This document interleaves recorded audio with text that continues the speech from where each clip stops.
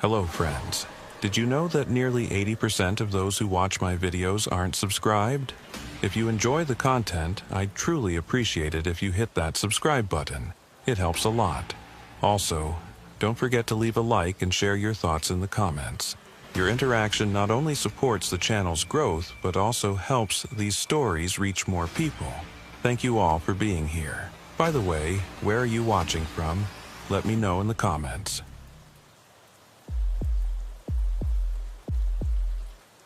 My third week as a deputy in Bridger County, Sheriff Dane Colfax called me into his office. He had an old planning map spread across his desk, red marker in hand, tracing boundaries I didn't recognize. "Riley," he said without looking up. "You settling in okay?" "Yes, sir. Learning the routes." "Good. There's something you need to know about Sector 12. He tapped a section on the map. A blank space between two county roads, maybe 40 acres. No structures marked, no address numbers, just empty. I leaned closer. "What's there?" "Nothing you need to worry about." He drew a thick red circle around it. "You see this area during patrol. You drive past. Don't stop, don't investigate, don't even slow down if you can help it." It was the way he said it. Not like a suggestion, but like a rule that had been broken before. "Is it private property?" I asked. "Technically, no. It's county land, but it's been restricted since before I took office." He folded the map and handed it to me. "Keep this in your patrol vehicle. Study it tonight. I don't want any confusion about where that boundary is."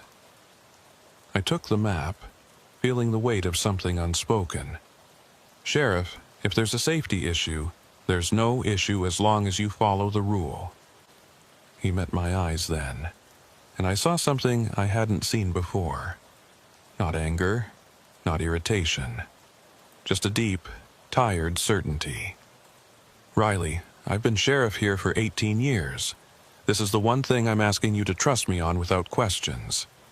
Can you do that?" I nodded. "Yes, sir." "Good. Now get out there, and Riley?" He paused as I reached the door. "If you ever see anything unusual near that area, lights, movement, vehicles, you radio me directly, not dispatch, me." I left his office with more questions than I'd arrived with, but I knew better than to push. Colfax was fair, straightforward, and he'd never steered me wrong. If he said, "Stay away," there had to be a reason. That night, I spread the map across my kitchen table and studied it under the lamp. Sector 12 sat in a remote stretch between Highway 47 and Old Timber Road. The nearest residence was 3 miles east. According to the map, the area had once been marked as County Maintenance Access, but someone had crossed it out in faded ink and written restricted in its place. I traced my finger along the boundary. The northern edge ran along a creek bed. The southern edge followed an old fence line. There were no gates marked, no access roads, just those 2 county roads on either side, an empty space between them. The next morning, I started my shift at 6. The fall air was cold and damp, mist hanging low over the fields. I drove my usual patrol route, checking the high school parking lot, cruising through downtown, making a swing past the truck stop on the interstate. Around 9, I found myself on Highway 47, heading north. I wasn't planning to go near Sector 12, I was just following my route. But as I came around a bend in the road, I saw it for the first time. A chain-link fence maybe 10 feet tall, running parallel to the highway. It was old, the metal weathered and dark, but it was solid. Every 20 yards there was a yellow sign, "No trespassing, county property. Violators will be prosecuted." I slowed down without meaning to. Through the fence, I could see trees, thick pine and oak, crowding close to the barrier. The ground was overgrown with brush and wild grass. It looked like no one had set foot in there for years. But there was something else. Something that made me ease off the gas even more. Camera housings. Small, dark boxes mounted on poles every 30 yards along the fence. They were pointed inward toward the trees. I'd seen security cameras on government buildings, on convenience stores, on private lots, but I'd never seen them on empty county land in the middle of nowhere. My radio crackled. Unit 7, what's your location? I grabbed the handset. Highway 47, northbound near mile marker 14. There was a pause. Then Colfax's voice came through, calm but firm. Copy that. Unit 7, proceed to the truck stop. We've got a report of a theft. On my way. I didn't mention the fence. I didn't mention the cameras. I just put my foot on the gas and drove past, watching the fence disappear in my rearview mirror. But I thought about it all day. That evening, back at the station, I found Kit Landry in the break room. Kit was a county ranger, mid-40s, with the kind of weathered face that came from spending more time outdoors than in. We'd worked a few calls together, livestock loose on the highway, illegal dumping near the state forest. He was quiet, competent, and he knew the county better than anyone. Kit, I said, pouring myself a coffee, you ever patrol near Sector 12? He looked up from his sandwich, and for just a second his expression went flat. No, just wondering. I saw that fence today. Looked pretty secure for county land. Kit set down his sandwich and wiped his hands on a napkin, taking his time. Riley, how long you been working here? 3 weeks. 3 weeks. He nodded slowly. Let me give you some advice. There are places in this county where the rules are different. Not because anyone wants them to be, just because that's how it is. Sector 12 is one of those places. What's out there? Nothing. He said it too quickly, and that's the point. It's nothing. So there's no reason to go looking. But the cameras are there to make sure it stays nothing. Kit stood up, gathering his trash. Sheriff gave you the talk, right? The rule? Yeah? Then follow it. Trust me, Riley, some things are restricted for a reason, and the reason doesn't always make sense until it's too late. He left, and I sat there with my coffee, staring at the wall. Over the next 2 weeks, I drove past Sector 12 maybe a dozen times. I never stopped. I never slowed down more than I had to, but I always looked. The fence was always there, solid and unbroken. The cameras never moved. The trees never changed. It was like looking at a photograph, static, frozen, dead. But one morning, everything shifted. It was early October, just after dawn. I was heading north on Highway 47, the road empty except for me. The mist was heavy that day, rolling across the fields in thick gray sheets. Visibility was maybe 50 yards. As I came around the bend near Sector 12, I saw something that shouldn't have been there. A car, pulled off onto the shoulder, right next to the fence. I slowed down, my stomach tightening.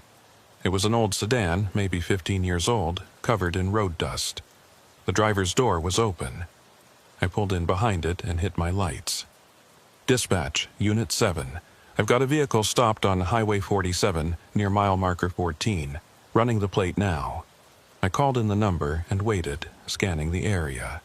The mist was thick around the car, and I couldn't see anyone inside or nearby.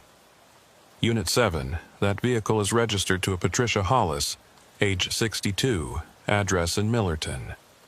No wants or warrants. Copy. I'm going to make contact. I stepped out of my cruiser, one hand resting on my radio. Sheriff's Department. Is anyone here? No answer. Just the sound of wind moving through the trees behind the fence. I approached the car slowly. The driver's seat was empty. Keys were still in the ignition. A purse sat on the passenger seat.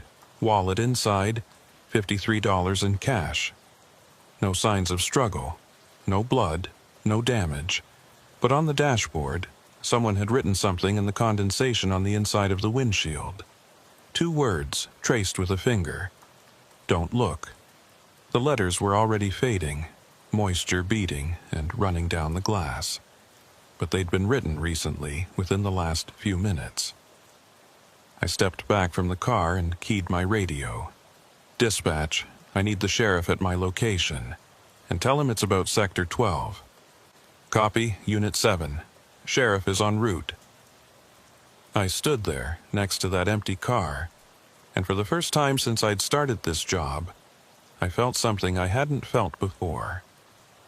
Not fear, exactly, but something close to it, a feeling like I was being watched, not by cameras, by something else. I turned and looked at the fence. Through the chain link and the mist, I could see the trees. Dark, still, silent. And somewhere in that silence I heard it. A sound, faint, distant, like someone dragging metal across concrete. It stopped, started again. Stopped. I took a step toward the fence, my hand moving to my flashlight. Riley. I spun around. Sheriff Colfax was standing next to his cruiser 10 feet away. I hadn't even heard him pull up. Step away from the fence, he said quietly. I did. He walked past me to the abandoned car, looked inside, saw the message on the windshield. His jaw tightened, but he didn't say anything. He just pulled out his phone and made a call. Kit, it's Colfax. I need you at mile marker 14 on 47, now. He hung up and turned to me. Did you touch anything? Just the door handle. Checked for ID. See anyone? No, sir. See neither. Hear anything? I hesitated. There was a sound. From inside the fence, like metal scraping. Colfax looked at me for a long moment, then nodded. Get in your cruiser. Wait there. Sheriff, that's not a request, deputy. I went back to my vehicle and sat behind the wheel, watching as Colfax stood next to the fence, staring into the trees. He didn't move, didn't speak, just stood there, hands in his pockets, like he was waiting for something. 10 minutes later, Kit Landry arrived. The two of them talked in low voices I couldn't hear. Then Kit went to his truck and came back with a heavy-duty bolt cutter. They walked along the fence, checking the posts, the links, the ground, looking for something. After another 15 minutes, Colfax came back to my cruiser. We're going to have the vehicle towed. I want you to file a report. Abandoned vehicle. Possible welfare check needed on Patricia Hollis. Standard procedure. Don't mention the fence. Don't mention the message on the windshield. But Sheriff, Riley. He leaned down, his voice low and steady. I know you have questions, and I'm not asking you to stop thinking. I'm asking you to trust that there are some things in this job that don't have easy answers.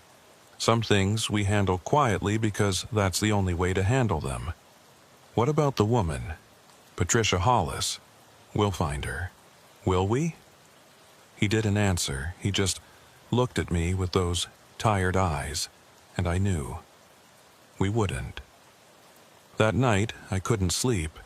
I kept thinking about that car, that message, that sound behind the fence. I pulled out the map Colfax had given me and studied it again, looking for something I'd missed. And that's when I saw it. In the bottom corner of the map, barely visible, was a date written in pencil. 1980s, the year the area was marked as restricted. I grabbed my laptop and started searching. County records, old newspaper archives, anything about Sector 12. I found one article, a single paragraph in the Bridger County Register from October 1987. County commissioners voted 4-1 to close County Maintenance Road 12 to public access following an incident involving a maintenance worker.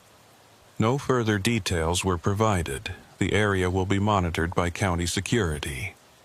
That was it. No names, no details. Just an incident. I kept digging, found nothing else.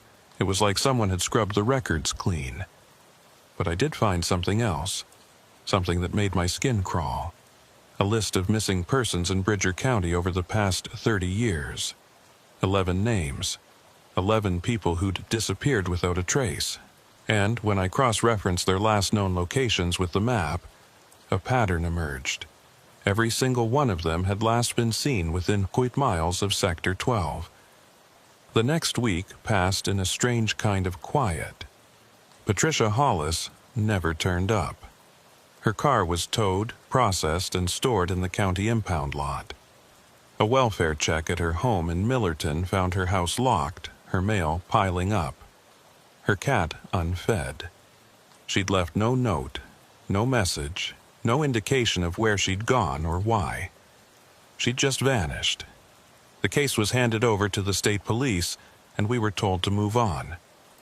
Just another missing person in a county that had too many of them. But I couldn't move on, because every time I drove past Sector 12, I felt it, that feeling of being watched. I mentioned it to Kit one afternoon when we were both getting gas at the truck stop. He was filling up his Ranger truck and I pulled in next to him. "Kit, can I ask you something?" He didn't look at me. "Depends. How many people have gone missing near Sector 12? His hand tightened on the gas pump. "I don't know what you're talking about." I looked it up. 11 people in 30 years. That's not normal. Riley. He turned to face me then, and his expression was harder than I'd ever seen it. "You need to let this go." "I can't. There's something wrong out there. Something the department isn't talking about." There are a lot of things the department doesn't talk about. That's how it works. He finished filling his tank and hung up the pump. "You want some advice? Stop looking. Stop asking questions. Do your job, go home, and forget about that place." "What if I can't?" Kit stepped closer, lowering his voice. "Then you're going to end up like the others." My blood went cold. What others? The ones who couldn't let it go. He walked back to his truck, then paused. "There's a reason Colfax has been sheriff for 18 years, Riley. It's because he knows when to look away. You'd do well to learn that lesson before it's too late." He drove off, leaving me standing there with more questions than before. That night, I made a decision I knew I'd regret. I was going to Sector 12, after dark, alone. I told myself it was just reconnaissance. I'd park on Old Timber Road, the southern boundary, and take a look at the fence from the other side. Maybe get a better sense of what was behind all those cameras. I wouldn't cross the fence. I wouldn't break any rules. I'd just look. But deep down, I knew I was lying to myself. I waited until midnight, then changed into civilian clothes. Jeans, a dark jacket, boots. I left my service weapon at home and took my personal truck instead of the cruiser. If anyone saw me, I wanted it to look like I was just a civilian out for a drive. Old Timber Road was a narrow dirt track that ran along the southern edge of Sector 12. It was rarely used, mostly by hunters during deer season. At night, it was completely deserted. I parked about a quarter mile from the fence and walked the rest of the way, using my flashlight sparingly. The woods on either side of the road were thick and dark, the kind of dark that feels heavy, like something pressing against you. After about 10 minutes, I reached the fence. It was the same as the one on Highway 47, 10 feet tall, chain link, topped with barbed wire. But this side was different. The trees grew right up against it, branches pressing through the gaps in the metal. And there were no cameras here. At least, none that I could see. I stood there, shining my flashlight through the fence, trying to see what was on the other side. Trees, thick underbrush, darkness. Nothing unusual, nothing out of place, but then I heard it again. That sound, metal scraping against concrete.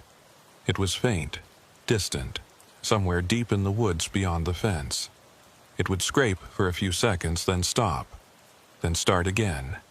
Scrape, stop, rhythmic, deliberate. I felt my pulse quicken. Part of me wanted to turn around and walk back to my truck, but another part, the part that had made me a deputy in the first place, needed to know what was making that sound. I followed the fence line, walking parallel to it, my flashlight beam cutting through the trees.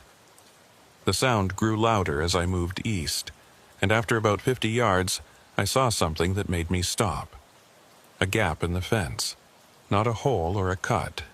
A gate. Small, maybe 4 feet wide, secured with a heavy chain and padlock. But it was recent. The metal was clean, not weathered like the rest of the fence. Someone had put this gate here, and someone was using it. I crouched down and examined the ground near the gate. Fresh tire tracks in the dirt. A vehicle had been here within the last few days. My radio crackled. I nearly jumped out of my skin. I'd left my personal radio in the truck, but the sound was so similar, so unexpected, that for a second I thought, but no, it wasn't my radio. It was coming from the other side of the fence. I stood up slowly, aiming my flashlight toward the sound. About 20 yards inside the fence, I saw it. A radio, one of our department radios, sitting on top of a tree stump. It crackled again, and then I heard a voice. My voice. "Unit 7, what's your location?" It was the transmission from 2 weeks ago, the morning I'd first driven past Sector 12. My stomach dropped. The radio crackled again, and this time I heard Colfax. "Copy that. Unit 7, proceed to the truck stop." Then static, then silence. I stood there, staring at that radio, trying to make sense of what I was seeing. How did our radio get in there? Who was playing back old transmissions? And then I realized something even worse.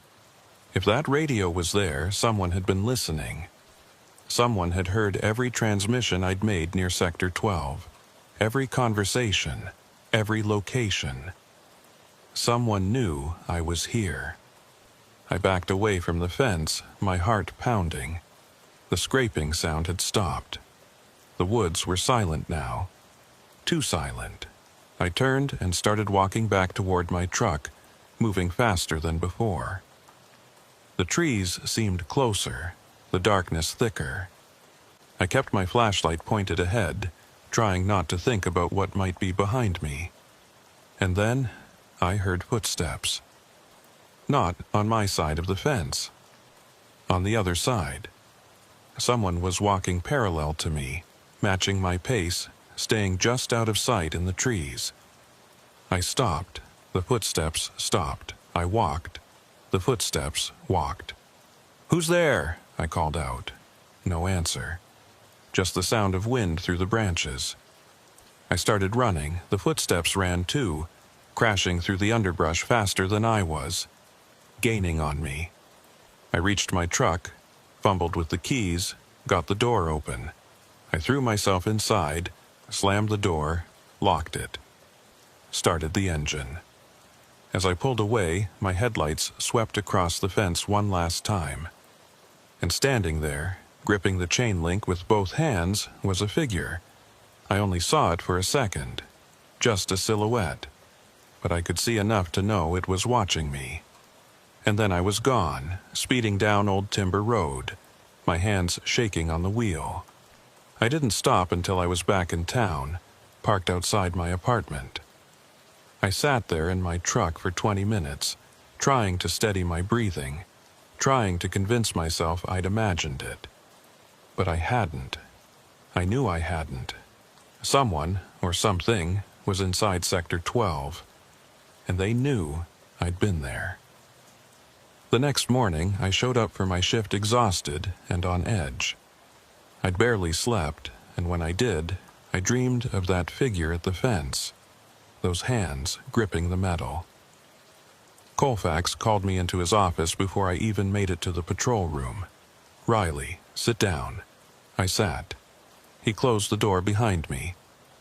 "I'm going to ask you a question," he said, "and I want you to answer honestly. Did you go to Sector 12 last night?" My throat went dry. "How did you— the cameras, they're motion activated. And last night, around 12:30, one of them picked up a figure near the southern fence line. He turned his computer monitor toward me. This look familiar? On the screen was a grainy black and white image. It showed a person, me, standing at the fence, flashlight in hand. "Sheriff, I can explain." "I don't want an explanation." He closed the image and looked at me. "I want to know if you saw anything." I hesitated. I heard something, a scraping sound, and there was a radio, one of ours. Someone was playing back old transmissions. Colfax's expression didn't change, but his jaw tightened. What else? Someone was following me, on the other side of the fence. And when I left, I paused. I saw someone standing there, watching. He nodded slowly, like I'd just confirmed something he already knew. "Riley, I'm going to be direct with you. What you did last night was stupid and dangerous, but it's done, so now I need to know. Are you going to let this go, or are you going to keep pushing? Sheriff, there's something out there. Something we should be investigating." "No." He cut me off. "There's something out there we should be avoiding. There's a difference." He stood up and walked to the window, looking out at the parking lot. "Riley, I've been in law enforcement for 32 years. I've seen things that would make your skin crawl. But the one thing I've learned is this. Some cases don't have solutions. Some questions don't have answers. And some places are better left alone. But what about Patricia Hollis? What about the other missing people? They made the same mistake you almost made last night. They got curious. They went looking for answers." He turned back to me, and they found something they shouldn't have. "What did they find?" He didn't answer. He just looked at me with those tired eyes and said, "Go home, Riley. Take the day off. Think about whether this job is right for you. Because if you can't follow orders, if you can't trust me when I tell you to stay away from something, then you don't belong in this department." I left his office feeling like I'd been punched in the gut. I wasn't being fired, but I'd been given an ultimatum. Drop it or leave. I went home. I tried to sleep. I tried to watch TV to distract myself. But all I could think about was that figure at the fence, and the radio, and the footsteps. Around 3 in the afternoon, my phone rang. Unknown number. I answered. "Hello?" Static. Just static. Like a radio that wasn't quite tuned in. "Hello?" I said again. And then, through the static, I heard it. My own voice. "Unit 7, what's your location?" The line went dead. I stared at my phone, my hands shaking. Someone was calling me. Someone who had access to our radio transmissions. Someone who wanted me to know they were listening. That night, I made a decision. I wasn't going back to Sector 12, but I wasn't dropping this either. I was going to find out what happened in 1987. I was going to find out why that area was restricted. And I was going to find out who, or what, was behind that fence. Even if it cost me my badge. I spent the next 3 days digging. Not at work, I couldn't risk Colfax finding out, but at home, late at night, using every resource I could access without raising flags. I started with the county archives. Most of the records from the 80s had been digitized, but there were gaps. Convenient gaps. Months where reports were missing or marked as lost or damaged. And 1987 had more gaps than any other year. But I found something. A budget report from November 1987 that mentioned an emergency expenditure of $47,000 for security infrastructure installation. County Road 12 area. $47,000 in 1987 was serious money. That wasn't a few cameras and a fence. That was a fortified perimeter. I kept digging. Found a personnel report from December 1987 listing 3 county maintenance workers who'd been placed on indefinite administrative leave. No names, no reasons. Just gone. Then I found something that made my blood run cold. A death certificate. Eugene Marsh, age 34, county maintenance worker. Date of death, October 19th, 1987. Cause of death, accidental drowning. But there was no water near Sector 12. No lakes, no rivers, just that small creek on the northern boundary, and it was barely 3 feet deep. I looked up Marsh's widow, Carolyn Marsh, still living in Bridger County, still listed in the phone book. I called her the next morning. Mrs. Marsh, my name is Riley Harker. I'm a deputy with the Bridger County Sheriff's Department. I was hoping I could ask you a few questions about your late husband. There was a long silence, then, "Is this about the accident?" "Yes, ma'am." Another pause. "I haven't talked about this in a long time. Not since it happened. I understand. But anything you could tell me would be helpful." She sighed. "Can you come to my house? I don't want to talk about this over the phone." An hour later, I was sitting in Carolyn Marsh's living room. She was in her early 70s now, gray-haired and frail, but her eyes were sharp. "Eugene died 38 years ago," she said. "But I remember that day like it was yesterday. Can you tell me what happened?" She looked down at her hands. "He was working on County Road 12, maintenance work. He'd been out there for a week, clearing brush, fixing drainage, routine stuff." Her voice wavered. "On October 19th, he didn't come home. The sheriff at the time, Harold Griggs, he came to my door around midnight and said there'd been an accident, said Eugene drowned in the creek. Did you believe him?" She looked up at me, and I saw tears in her eyes. "No. Eugene grew up on a lake. He was a strong swimmer, and that creek was nothing. A child could wade across it. Did you see his body? They wouldn't let me. Said it was too traumatic. Closed casket funeral." She wiped her eyes. "But I saw the report, the official one. It said he slipped on wet rocks, hit his head, fell into the water, unconscious, drowned. But you don't think that's what happened?" "I know it's not what happened, because Eugene called me that afternoon, around 3 o'clock. He was scared, Riley. I'd never heard him scared before. He said he'd found something that wasn't supposed to be there. He said he was going to report it and come straight home." My pulse quickened. "Did he say what he found?" "No. The call cut off before he could tell me, and that was the last time I heard his voice." She stood up and walked to a bookshelf, pulling down an old shoebox. "After the funeral, I went through his things. Found this." She handed me the box. Inside was a small notebook, the kind maintenance workers use to log their hours and tasks. I opened it and flipped to the last entry, October 19th, 1987. The handwriting was shaky, rushed. "Something wrong with the drainage tunnel. Water flow stopped. Went inside to check blockage. Found door. Shouldn't be here. Metal door, no rust, new, locked. Heard sound from other side, not water, not animal. Called Griggs. Told me to leave immediately, don't go back. Too late. Saw me." The entry ended there. "Who saw him?" I asked. "I don't know. But after Eugene died, Sheriff Griggs came back to my house.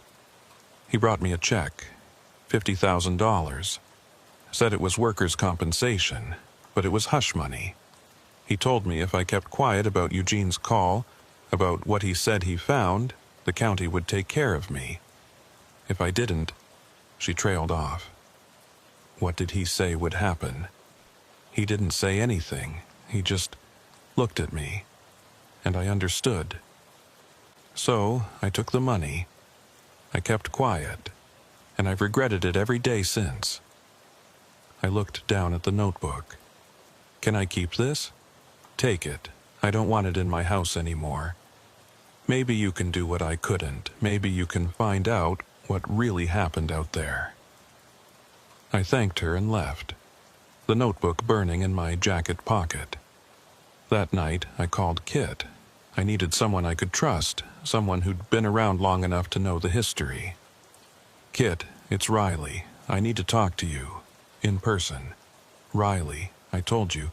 I know what you told me. But I found something. Something about 1987. About Eugene Marsh." There was a long silence, then, "Where are you?" "Home." "Stay there. I'll be there in 20 minutes. He showed up in his personal truck, not his Ranger vehicle. He looked tired, worried. I showed him the notebook. He read the last entry, his face going pale. "Where did you get this?" "His widow, Carolyn Marsh." "Jesus Christ, Riley."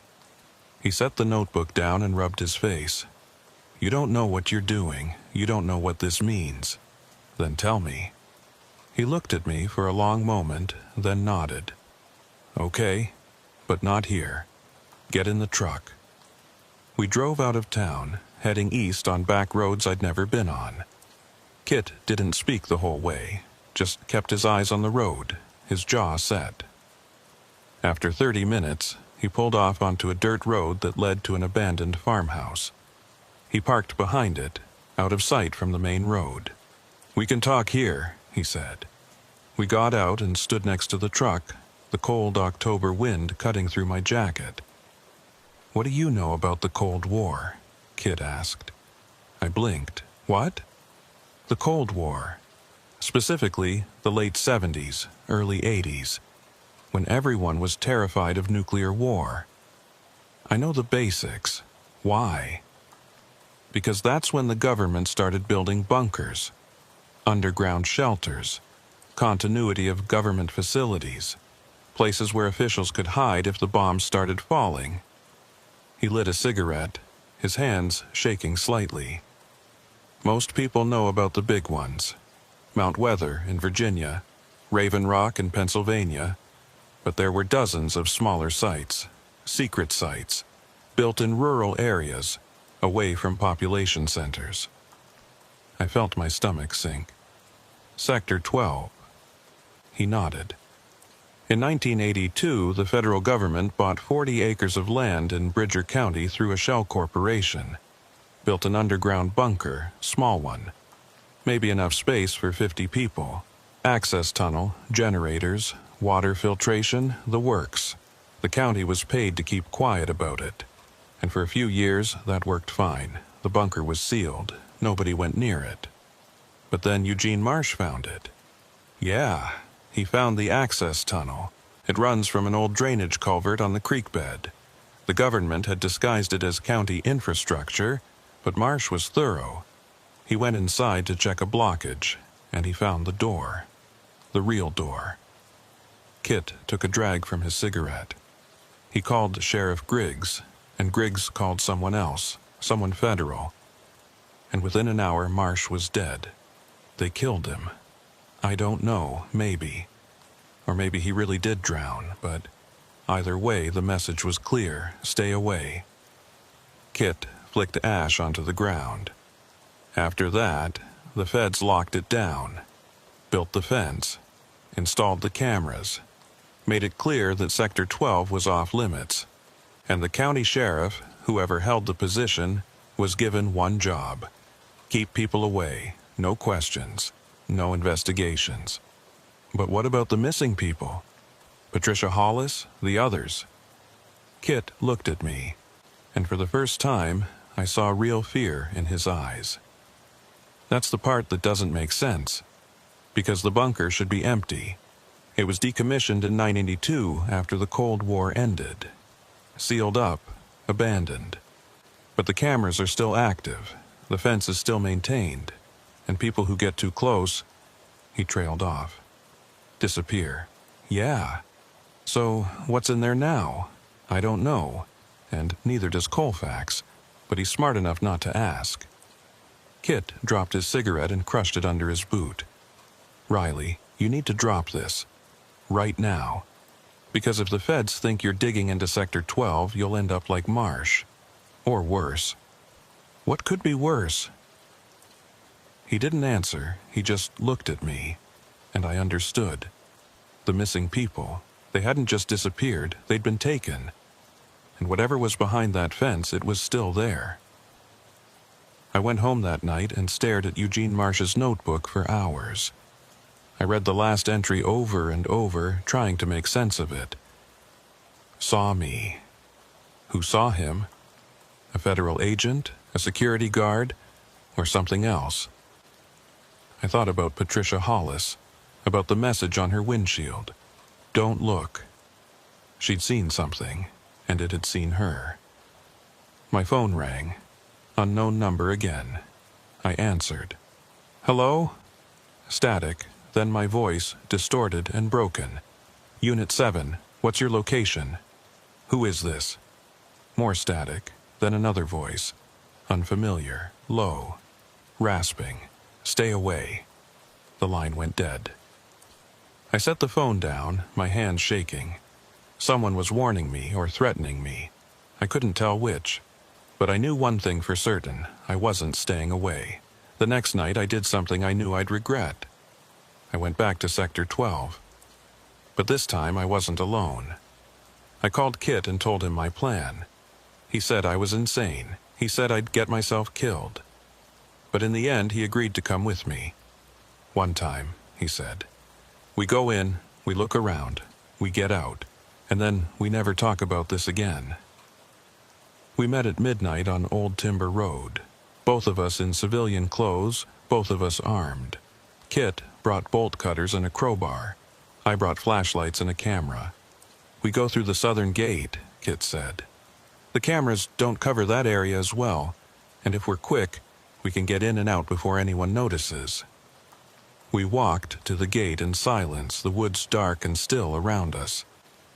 When we reached it, Kit cut the chain with the bolt cutters. The metal snapped with a loud crack that echoed through the trees. We both froze, listening. Nothing.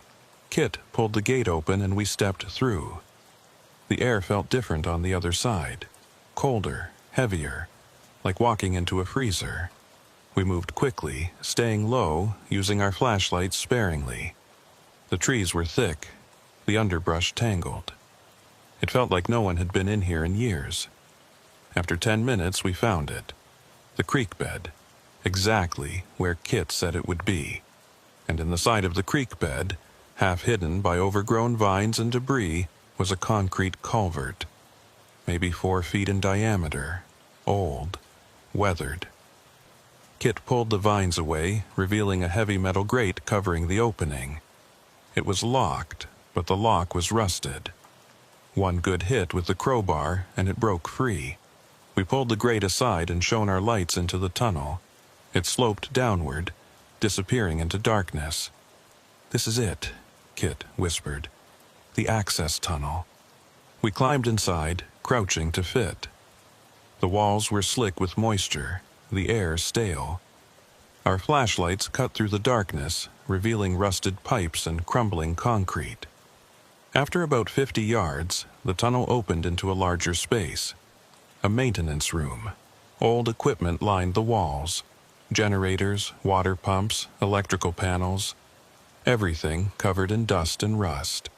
And at the far end of the room, just like Eugene Marsh had written, was a door. A metal door, no rust, clean, new. Kit approached it slowly, his hand on his sidearm. "This shouldn't be here. This should be sealed, decommissioned." He tried the handle. Locked. But next to the door was a keypad. Digital, powered. "Someone's been here," I said. "Recently." Kit didn't respond. He just stared at the keypad, his face pale. And then we heard it. From the other side of the door. That sound, the scraping, metal on concrete. We both stepped back, our hands moving to our weapons. The sound stopped, then, slowly, the keypad beeped. Someone was entering a code from the inside. "We need to leave," Kit whispered. "Now." But before we could move, the door opened, not all the way, just a crack, maybe 6 inches. Darkness beyond, no light, no movement, just darkness. And from that darkness we heard breathing, slow, labored, wrong. Kit grabbed my arm and pulled me back toward the tunnel. We didn't run, we didn't speak. We just moved fast and quiet back the way we'd come. Behind us, the door opened wider. We didn't look back. We climbed out of the culvert, through the gate, and we ran. Ran until we reached our vehicles. Ran until we were off Old Timber Road and back on the highway. Kit pulled over at a gas station and we both sat there, breathing hard, trying to process what we'd just seen. "What the hell was that?" I said. "I don't know." Kit's hands were shaking on the steering wheel. "But we're not going back, ever. We have to report this. To who? The sheriff? The feds? You think they don't already know?" He looked at me. "Riley, whatever's down there, it's not our problem. It's above our pay grade, way above. But the missing people are gone, and there's nothing we can do about it." He started his truck. "Go home. Forget about tonight. And for God's sake, stay away from Sector 12. He drove off, leaving me alone in the parking lot. I went home. I tried to sleep, but I couldn't stop thinking about that door, about the darkness beyond it, about the breathing. The next morning, I showed up for my shift. Colfax was waiting for me in his office. "Riley, sit down." I sat. He turned his computer monitor toward me. On the screen was a black and white image from last night. 2 figures near the southern fence, me and Kit. "I'm going to say this once," Colfax said. "You're done. No more questions. No more investigating. You follow orders, or you turn in your badge. Those are your options. Sheriff, I'm not finished." He closed the image. "Last night, you crossed a line, and I can't protect you anymore. So here's what's going to happen. You're going to forget about Sector 12. You're going to go back to being a good deputy. And you're going to trust that some things are better left alone. What if I can't?" He looked at me for a long moment. "Then you'll end up like Eugene Marsh. And I'll have to knock on your mother's door and tell her you had an accident." I left his office and went to my cruiser. I sat there for a long time, staring at the steering wheel. I had a choice: follow orders and stay safe, or keep pushing and risk everything. I thought about Patricia Hollis, about the 11 missing people, about Eugene Marsh's notebook. And I thought about that door, that darkness, that breathing. I made my choice. That night, I went back to Sector 12. Alone. I didn't tell Kit. I didn't tell anyone. I just went. I parked on Old Timber Road and walked to the southern gate. The chain had been replaced, but I cut it again. I went through. I found the culvert. I climbed inside. I made my way down the tunnel to the maintenance room. The door was still there. Still closed. But this time, there was something different. A message, written on the door in chalk. 3 words: "You were warned." I stood there, staring at those words, my flashlight beam shaking in my hand. And then I heard it. Behind me, in the tunnel. Footsteps, slow, deliberate. Coming closer, I turned, my flashlight cutting through the darkness, and I saw it. A figure standing at the entrance to the maintenance room. Tall, thin, wrong. It didn't move, it just stood there, watching me. I raised my weapon. "Stop! Sheriff's Department!" It took a step forward. I fired. The shot echoed through the tunnel, deafening. But the figure didn't fall, didn't flinch. It just kept walking. I fired again, and again. Nothing. I turned and ran toward the door, the metal door, the only other way out. I slammed into it, grabbed the handle, pulled, locked. The footsteps behind me grew louder. I pounded on the door. "Let me in, please." The keypad beeped, the door opened, and I fell through, into darkness. The door slammed shut behind me. And for a moment there was silence. Then I heard breathing. Not behind me, not in front of me, all around me. I turned on my flashlight, and I saw them, dozens of figures, standing in the darkness, motionless, watching, and in the center of the room, sitting on the floor, was Patricia Hollis. She looked up at me, her eyes empty. "You shouldn't have come," she whispered, and then my flashlight died. I don't know how long I was down there, hours, days, it felt like forever. But when I woke up, I was in my truck, parked on Old Timber Road. The sun was rising. I checked my watch, 6 o'clock a.m. I'd been gone for 6 hours. But I had no memory of leaving the bunker. No memory of how I got back to my truck. I just woke up. I drove home, showered, changed. And when I showed up for my shift, Colfax called me into his office. "You look like hell," he said. I didn't sleep well. He studied me for a moment, then nodded. "Take the day off, rest up, you've got patrol tomorrow." I left his office and walked to my cruiser. And as I sat down, I noticed something on my dashboard, a note, handwritten. "Welcome to Sector 12. I stared at that note for a long time, and then I understood I was one of them now, one of the missing. I still show up for my shifts, I still patrol the county, I still answer calls, but something's different. Something's wrong. Sometimes, late at night, I hear static on my radio, and through the static I hear voices. My voice, Patricia Hollis's voice, Eugene Marsh's voice. All of us repeating the same message, stay away.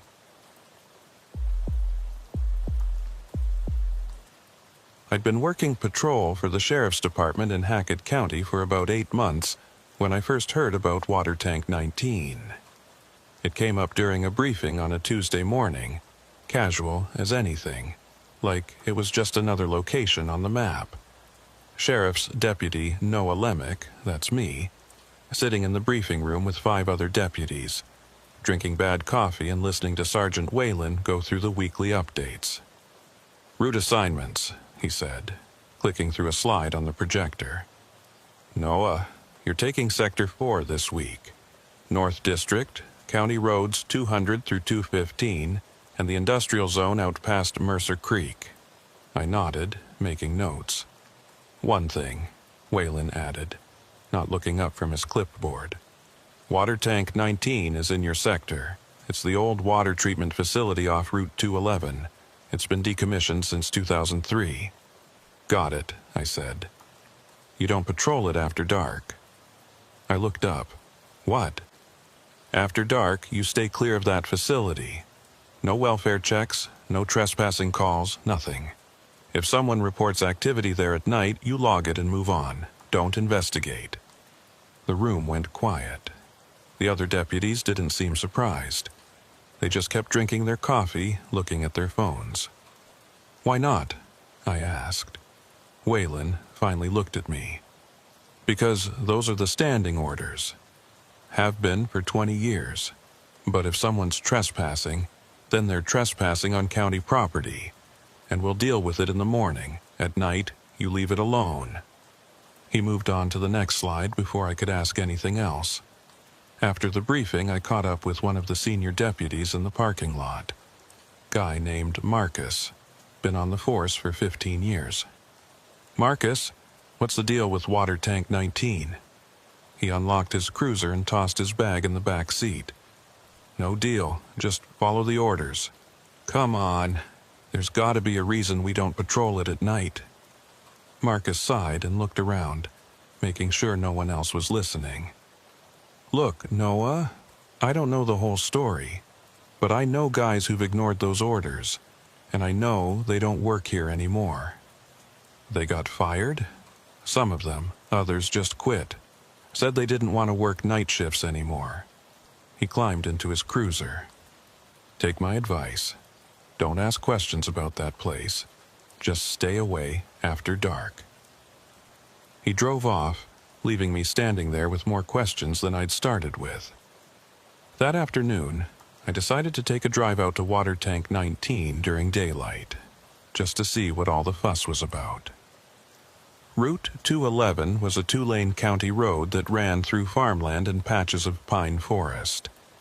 After about 6 miles, I saw the turnoff, a gravel access road with a rusted gate hanging open on broken hinges. A faded sign read, Hackett County Water Authority, Facility 19, Authorized Personnel Only. I turned onto the access road and drove slowly, taking it all in. The facility sat in a clearing surrounded by trees. It was bigger than I'd expected, a sprawling complex of concrete buildings, metal tanks, and rusted machinery. Everything was covered in years of neglect. Weeds growing through cracked pavement, windows broken or boarded up, chain link fencing sagging and torn. But the strangest thing was how intact it all looked. Like someone had just walked away one day and never came back. I parked near the main building and got out. The place was silent except for the wind moving through the trees and the distant call of crows. The main structure was a 2-story concrete block building with a flat roof. The windows on the ground floor were covered with steel grates. The door was padlocked, and next to it was a newer-looking sign, No Trespassing. Violators will be prosecuted. I walked around the perimeter. Behind the main building were the tanks, massive cylindrical structures, maybe 30 feet tall, connected by a maze of pipes and catwalks. Most of them had numbers stenciled on the side in faded paint, 15, 16, 17, 18, and at the far end of the complex, separated from the others by about 50 yards, was Tank 19. It was identical to the others in size and shape, but something about it felt different. Wrong. The ground around it was clear. No weeds, no grass, just bare dirt. And the metal surface was covered in something dark. Rust, maybe. Or something else. I walked closer, my hand resting on my sidearm without really thinking about it. The tank had a maintenance ladder running up one side to a hatch at the top. At the base was a heavy steel door with a wheel lock, like something you'd see on a submarine. And bolted across the door were 3 separate padlocks. New ones, heavy duty. I crouched down and examined the ground near the door, and that's when I saw them. Footprints. In the dirt. Fresh. Not boot prints like you'd expect from maintenance workers or deputies.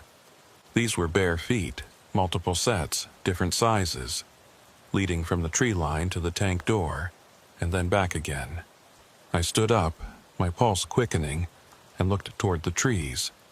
The forest was dark and thick, even in daylight, and for just a moment I thought I saw movement, a shadow shifting between the trunks. I unclipped my radio. Dispatch, this is Unit 12. I'm at Water Tank 19, doing a daylight inspection. Everything looks secure, but I've got fresh footprints near Tank 19 itself. Possible trespassers. Sierra Holcomb's voice came back, calm and professional. She'd been dispatched for Hackett County for 12 years, and her voice was one of the most reassuring sounds in the world when you were out on patrol alone. Copy, Unit 12. Do you need backup? Negative. It's daytime. Just wanted it logged. Roger that. And Noah, be careful out there. Always am. I took a few photos of the footprints with my phone, then walked back to my cruiser. As I drove away, I kept glancing in my rearview mirror at Tank 19, standing there in the clearing like a monument to something I didn't understand. That night, I called Sierra after my shift. We'd developed a kind of friendship over the months, the kind that happens when you spend hours talking over the radio in the middle of the night when nothing's happening, and you're both just trying to stay awake. Hey, Noah, what's up? You got a minute? I wanted to ask you about water tank 19. There was a pause. What about it? Why don't we patrol it after dark? Another pause, longer this time. You went out there today, didn't you? Yeah, during daylight. And I found footprints. Bare feet, fresh. Someone's been out there recently. Sierra sighed. Noah, I'm going to tell you the same thing I tell every new deputy who asks about that place. Follow the standing orders. Don't patrol it at night. Don't investigate calls there after dark. Just leave it alone. But why? Because I've been working dispatch for 12 years, and in that time I've sent 3 deputies out to water tank 19 at night. None of them filed a report. 2 of them quit within a week. The third one transferred to a different county and won't return my calls. What happened to them? I don't know. They won't talk about it. But I know they saw something. Something that scared them enough to walk away from a career. Her voice softened. Noah, I like you. You're a good deputy. So do me a favor and just trust me on this one. Stay away from that place after dark. I wanted to argue. I wanted to demand answers. But something in her voice stopped me. Okay, I said. I'll stay away. Good. Now go get some sleep. You're on night shift tomorrow. I hung up and sat there in my apartment, staring at the photos on my phone. Those footprints. Those bare, human footprints leading to a locked tank in the middle of nowhere. What were they doing out there? The next week passed uneventfully. I patrolled my sector during the day and early evening, avoided water tank 19 after dark like I'd been told, and tried not to think about those footprints. But then, on Friday night, everything changed. I was on night patrol, cruising down Route 211 around 11 o'clock p.m., when my radio crackled. Unit 12, this is dispatch. Go ahead, Sierra. I've got a call from a truck driver on Route 211. He says he saw lights at the old water facility. Multiple lights, moving around inside the fence. My stomach tightened. Copy. What's my instruction? There was a pause. I could hear Sierra typing on her keyboard. Standing orders say to log it and move on. But Noah... The caller sounded really concerned. He said it looked like a lot of people in there. I pulled over to the side of the road, thinking, how many people? He said at least a dozen, maybe more. A dozen people at water tank 19 in the middle of the night. That wasn't just trespassing, that was something organized. Sierra, I'm going to do a drive-by, just to assess the situation. I won't engage. Noah, I won't engage. I'll just look. If it's serious, I'll call for backup. Another pause, then, be careful and stay on the radio. Will do. I pulled back onto Route 211 and headed toward the facility. My headlights cut through the darkness, illuminating the trees on either side of the road. The night was clear and cold, the kind of cold that makes your breath fog. As I approached the access road, I killed my headlights and pulled over. I sat there for a moment, listening. The radio was quiet except for the occasional crackle of static. I grabbed out my flashlight and got out of the cruiser, moving quietly toward the entrance of the facility. The gate was still hanging open, just like it had been during the day, and the truck driver had been right. There were lights inside the fence. Not flashlights. Something else. A soft, flickering glow, like candlelight or lanterns. And I could see movement. Shadows shifting against the walls of the buildings. I crept closer, staying low, keeping to the trees along the access road.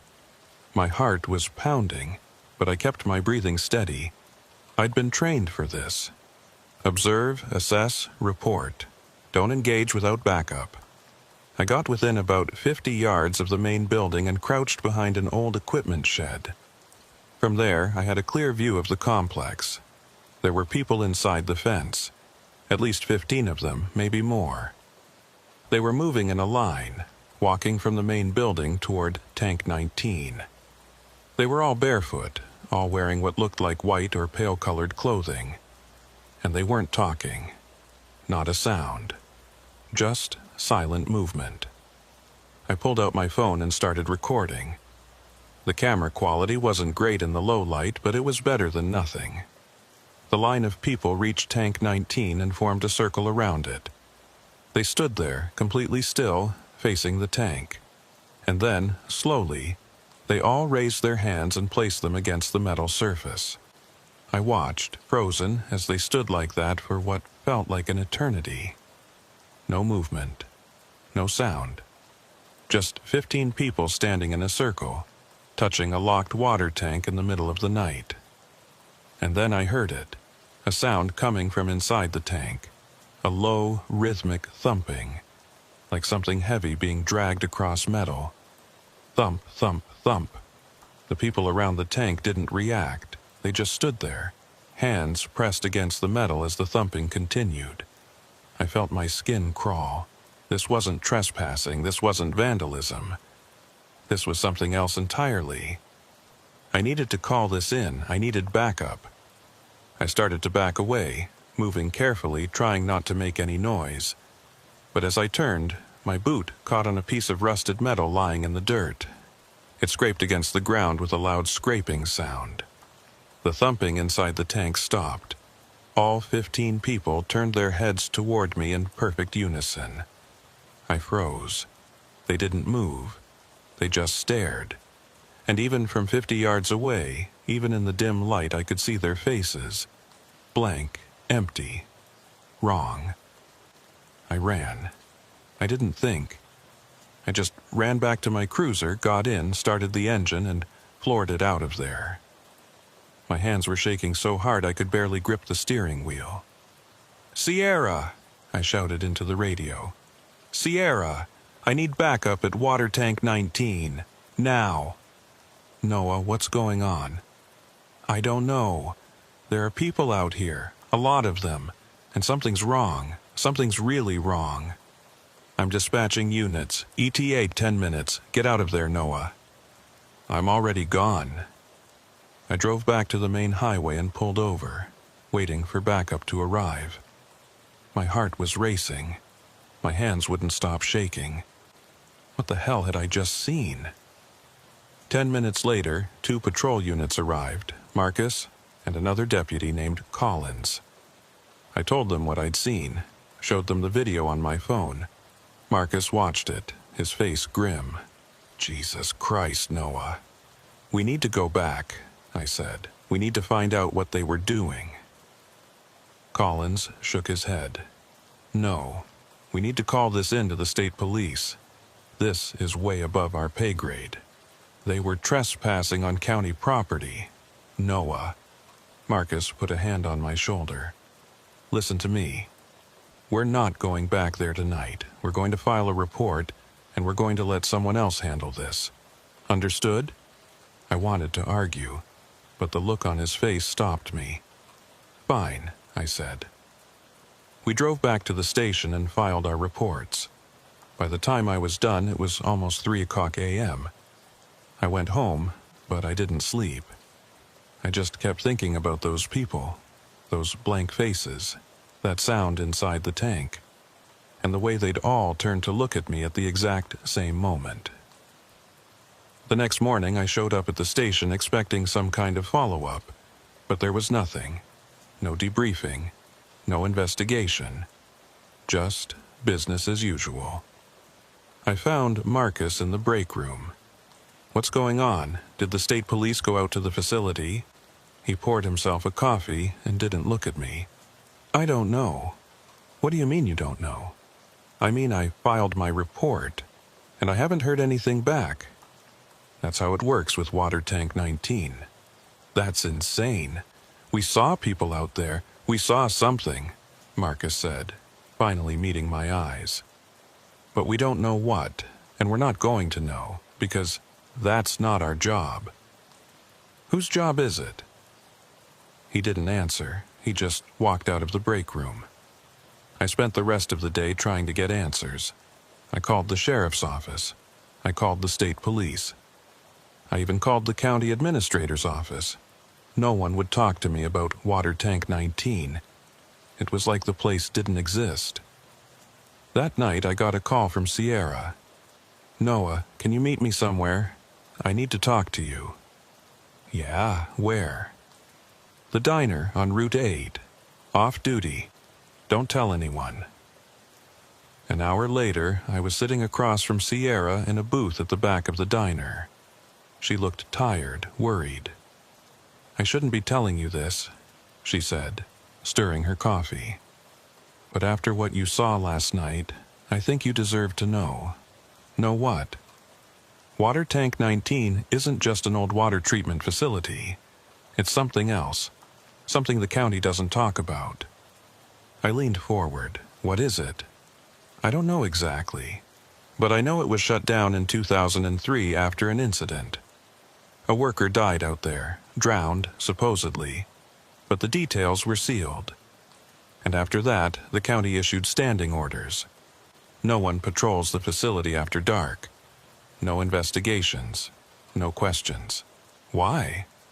Because people who go out there at night see things, hear things, and most of them don't want to talk about it afterward." She looked at me. "I've been dispatched for 12 years, Noah. And in that time, I've logged over 30 calls about activity at Water Tank 19. Every single one of them was at night, and every single one of them was ignored. 30 calls.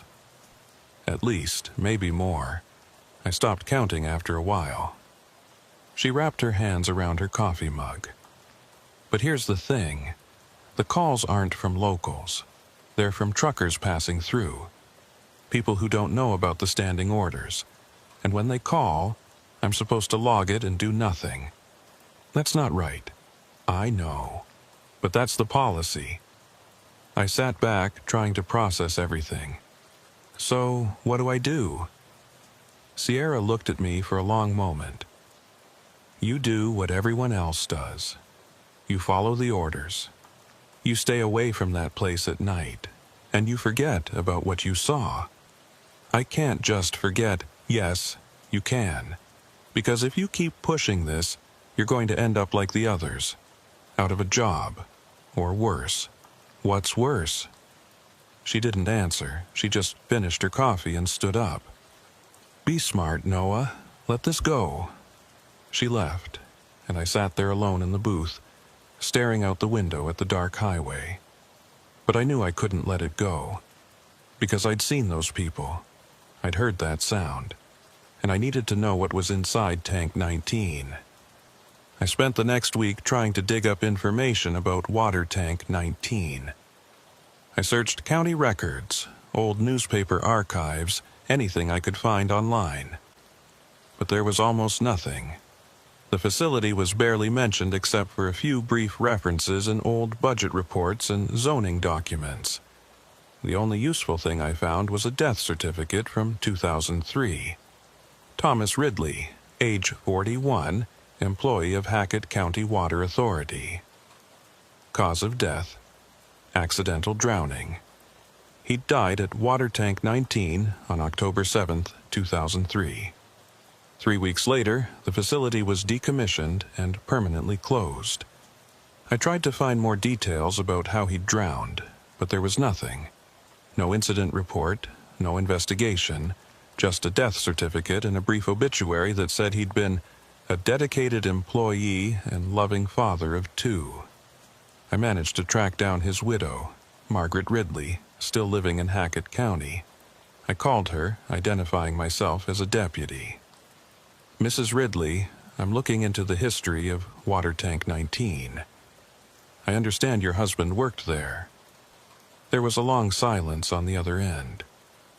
"Why are you asking about that place?" "Just routine. I'm trying to understand the facility's history. That place killed my husband, and the county paid me to keep quiet about it. So, no, I'm not interested in talking about it. Mrs. Ridley, please. Anything you could tell me. My husband drowned in an empty tank. Do you understand that? An empty tank. There was no water in it, but somehow he drowned. Her voice cracked. The county said it was an accident. They said he must have fallen and hit his head, and somehow water seeped in and he drowned. But that doesn't make any sense. And when I asked questions, they threatened to take away my survivor benefits. So I stopped asking. Do you know what he was doing at the facility that day? Maintenance inspection. He'd been going out there every week for months. Said something was wrong with Tank 19, said it needed to be shut down permanently. And 2 days after he filed his report, he was dead. My pulse quickened. Do you have a copy of that report? No, the county took all his files, sealed them. She paused, but I remember what he told me. He said there was water in Tank 19, even though the facility had been shut down for months. Even though all the pumps were offline, there was water in that tank, and it shouldn't have been there. What do you mean? He said the water was coming from somewhere else, somewhere underground. He wanted to drain the tank and investigate, but the county wouldn't authorize it. Said it was too expensive. And then he died. She took a shaky breath. Deputy, I don't know what you're investigating, but if it has anything to do with that place, my advice is to walk away. That facility isn't right. It never has been. She hung up before I could ask anything else. I sat there, staring at my phone, trying to piece it together. Thomas Ridley had found water in an empty tank. He'd wanted to investigate. And then he died. And now, 20 years later, people were gathering at that same tank in the middle of the night. What was in that water? That night, I was on patrol again. It was a quiet shift, a few traffic stops, one domestic disturbance call that turned out to be nothing. Around 1:00 a.m., I found myself driving on Route 211, not far from Water Tank 19. I knew I shouldn't. I knew I was supposed to stay away, but I couldn't stop thinking about what Mrs. Ridley had said. I pulled over to the side of the road about a mile from the facility and killed my lights. I sat there for a moment, listening to the quiet hum of the radio, the occasional crackle of static. And then I heard something else. A voice coming through the radio, faint, distorted. Unit 12. I grabbed the handset. This is Unit 12. Go ahead, dispatch. Nothing, just static. Sierra, do you copy? More static. And then, through the white noise, I heard it again. The water. My skin crawled. That wasn't Sierra's voice. It was deeper. Wrong. Who is this? Oh, don't drink the water. The radio went dead. Complete silence. No static, no voices, nothing. I tried calling dispatch, no response. I tried my cell phone, no signal. I was about to start the engine and get the hell out of there when I saw them. Headlights, coming down the access road from Water Tank 19. A vehicle, moving slowly. No plates that I could see. I ducked down in my seat, watching as the vehicle reached Route 211 and turned south, away from me. It was an old van, dark-colored, windows tinted. I couldn't see who was driving. I waited until it was out of sight, then started my cruiser and followed at a distance, keeping my lights off. The van drove for about 3 miles, then turned onto a side road I'd never patrolled before. County Road 204. It was barely more than a dirt track, winding through thick forest.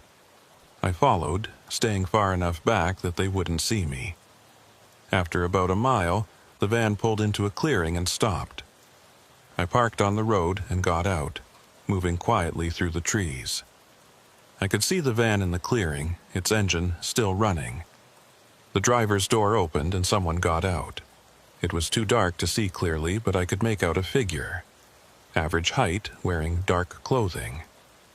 They walked to the back of the van and opened the rear doors. And then they started unloading bodies. Not dead bodies. These people were moving. But they were limp, being dragged out of the van one by one and laid on the ground in a line. I counted 6 of them, all barefoot, all wearing pale clothing. The driver stood over them for a moment, then walked back to the van and drove away. I stayed hidden in the trees, watching the 6 people on the ground. They didn't move, didn't make a sound. And then, slowly, they started to wake up. One by one, they sat up, and without saying a word, they stood and walked into the forest. Not together, just walking, in different directions, like they were heading home. I waited until they were gone, then stepped into the clearing. The ground where they'd been lying was damp, not from rain. It hadn't rained in days, just damp, like they'd been wet. I crouched down and touched the dirt. It was cold, and it smelled like rust, like old metal. I pulled out my flashlight and examined the tire tracks from the van. They were deep, like the vehicle had been heavily loaded. I took photos of everything, the tracks, the damp ground, the clearing. Then I got back in my cruiser and drove straight to the station. It was 2:30 a.m. by the time I got there. Marcus was on duty, filing paperwork in the break room. "Marcus, I need to talk to you." He looked up, saw my face, and sighed. "What did you do?" I followed a van from Water Tank 19. It was carrying people. They dumped them in the woods and drove away. Marcus set down his pen and rubbed his face. "Jesus, Noah. I have photos. I have evidence. We need to do nothing." He stood up. "Noah, I'm going to give you the same advice I gave you before. Let this go." "I can't. There are people being transported from that facility in the middle of the night, and it's not our problem." "How is it not our problem? We're law enforcement." "We're here county deputies," Marcus said quietly. "We enforce county laws, and as far as the county is concerned, Water Tank 19 is off limits. Whatever happens out there, it's above our jurisdiction." "That's insane." "That's reality." He walked past me toward the door. "File your report if you want, but don't expect anyone to follow up on it. They never do." He left, and I stood there alone in the break room, feeling like I was losing my mind. But I filed the report anyway, detailed everything I'd seen, the van, the people, the clearing. And just like Marcus said, nothing happened. No follow-up, no investigation. The report just disappeared into the system. The next day, I called Sierra. "I need your help. Noah, I told you, I know what you told me, but I need to know something. Have there been any missing person reports in the area? People who disappeared near Water Tank 19? There was a long pause. "Why are you asking?" "Because I think people are being taken there, or brought there, I don't know. But something's happening, and the department is ignoring it." Sierra sighed. "Give me a few hours. I'll check the records." She called me back that evening. "Okay." I went through the archives. In the past 5 years, there have been 17 missing person reports filed in Hackett County. 6 of them were last seen on Route 211, near the water facility. 6? Yeah. All of them were eventually classified as voluntary disappearances or closed due to lack of evidence. But Noah, I pulled up the photos from their missing person reports, and I recognized 3 of them. "What do you mean?" "I mean, I've seen them. After they went missing, walking on the side of the road near the facility, at night." My blood ran cold. "You saw them?" "Yeah. I thought maybe they'd come back, that maybe the cases should be reopened. But when I called it in, I was told to leave it alone." "Who told you that?" "My supervisor, the shift commander, everyone." Her voice dropped. "Noah, there's something going on at that facility, something the county knows about and doesn't want us investigating. And I think it's been going on for a long time." "How long?" "I don't know, but I found records going back to the 90s. Reports of people behaving strangely near the facility, walking barefoot on the highway, standing in the woods, not responding to deputies. Every single report was closed with no follow-up. I felt sick. What are we supposed to do? We're supposed to do our jobs and not ask questions. She paused. But if you're asking what I think we should do, I think we should stay as far away from that place as possible. I can't do that. Then you're going to get yourself hurt, or worse. What's worse? She didn't answer. She just hung up. That night, I couldn't sleep. I kept thinking about those 6 people, about the way they'd woken up in the clearing and walked into the forest like nothing was wrong. About the missing people who'd been seen walking near the facility after they'd disappeared. About Thomas Ridley drowning in an empty tank. There was something in that water. Something that changed people, and I needed to find out what it was. The next afternoon, I drove back out to water tank 19, during daylight, just to look around. The place was as deserted as always, but as I walked toward tank 19, I noticed something I hadn't seen before. The padlocks on the door were open, not broken, just unlocked, hanging loose on their chains. Someone had been inside recently. I approached the door slowly, my hand on my sidearm. The wheel lock turned easily, and the door swung open with a low metallic groan. Inside was darkness, and a smell. Damp. Musty. Like standing water. I pulled out my flashlight and shone it inside. The tank was massive, at least 30 feet in diameter, walls curving up into shadow. And at the bottom, maybe 10 feet down, was water. Dark water. Still and silent. I leaned in, shining my light down.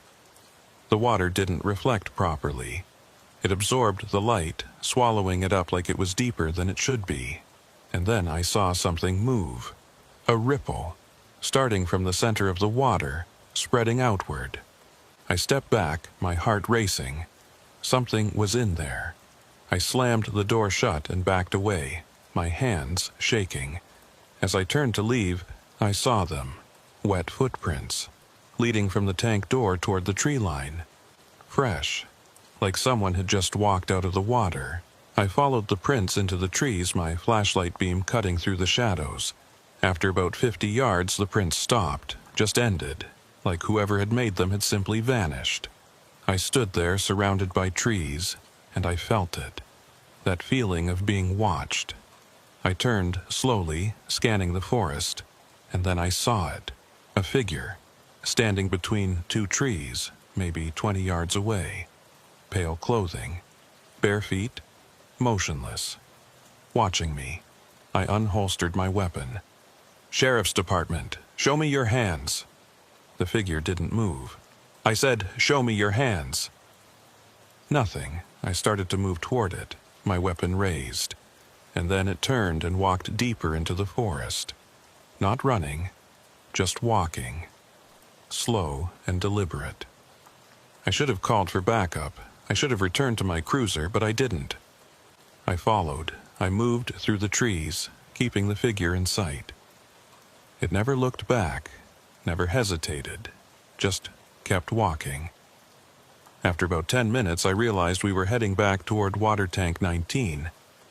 And then the figure stopped. It stood at the edge of the clearing, facing the tank. And slowly, it raised one hand and pointed. I followed the gesture. And that's when I saw them. More figures. At least a dozen. Standing in a circle around tank 19, their hands pressed against the metal. Just like I'd seen before.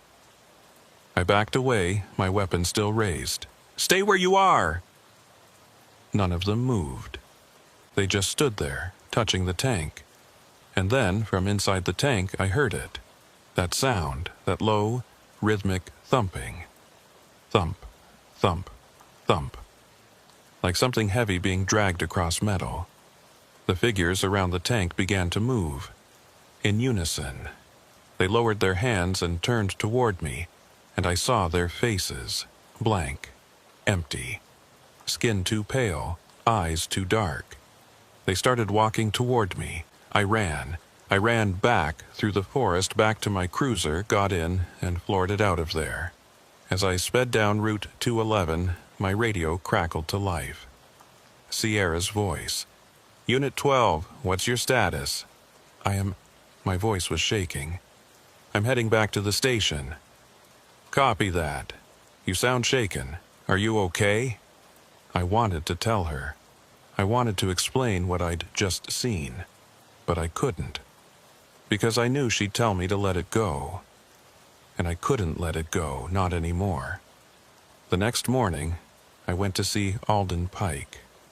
He was the department's K-9 handler, a quiet guy in his late 40s who'd been with the sheriff's office for over 20 years. If anyone knew about Water Tank 19, it would be him. I found him in the training yard behind the station, working with his dog, a German shepherd named Ranger. "Alden, you got a minute?" He looked up, called Ranger to heel, and walked over. "What's up, Noah?" "I need to ask you about Water Tank 19. His expression didn't change, but I saw his jaw tighten.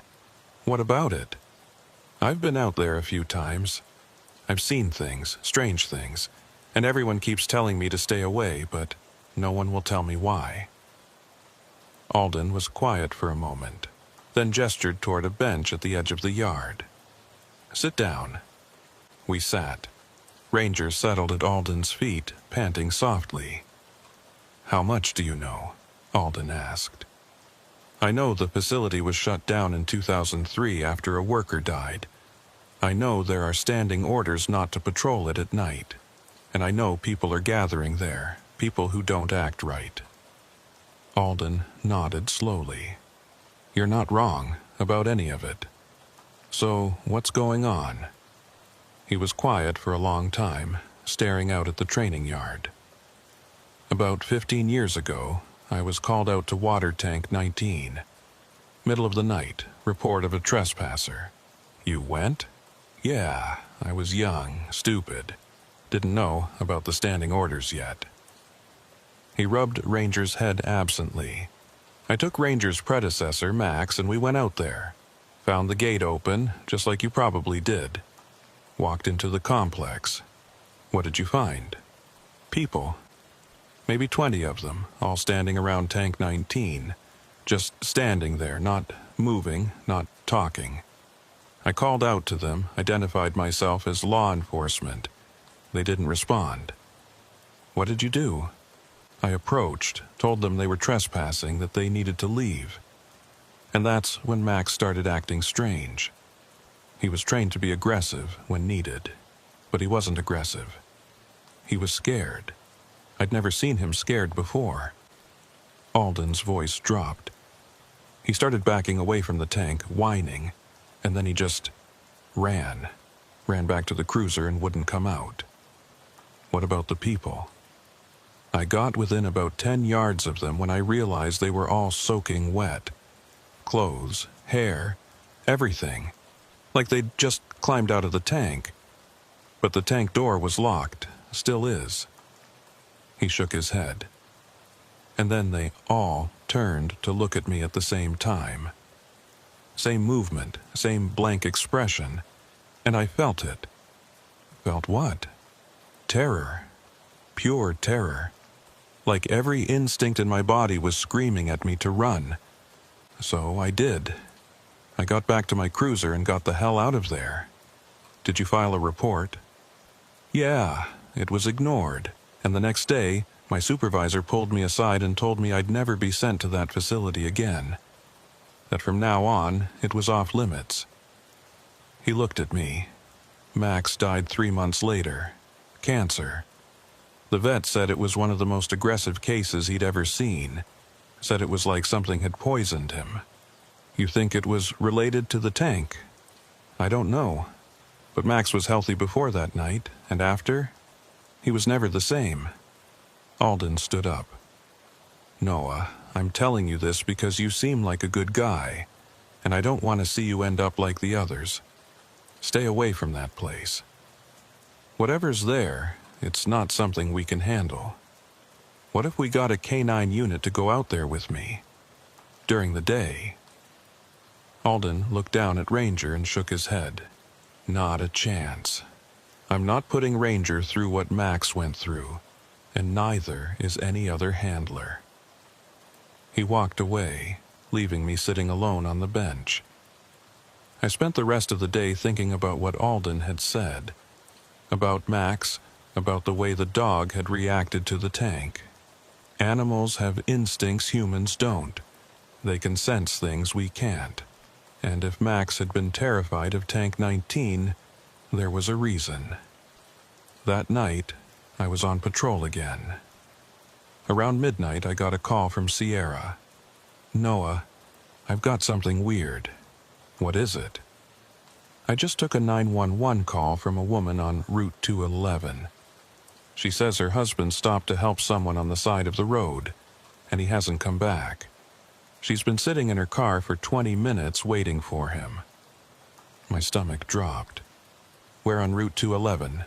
"About 2 miles south of Water Tank 19. "I'm on my way." I drove to the location, lights and sirens off. When I arrived, I found a sedan parked on the shoulder, hazard lights flashing. A woman was sitting in the driver's seat crying. I approached the vehicle.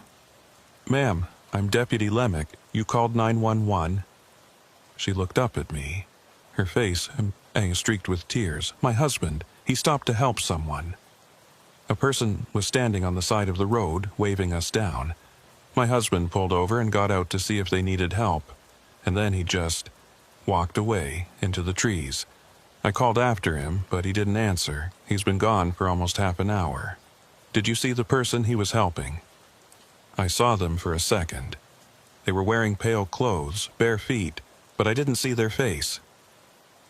My pulse quickened. "Stay in your vehicle. Lock the doors. I'm going to find your husband."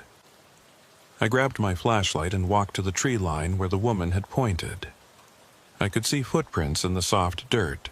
2 sets, one wearing shoes, one barefoot. I followed them into the forest, calling out, "Sheriff's Department, if you can hear me, make a sound." No response.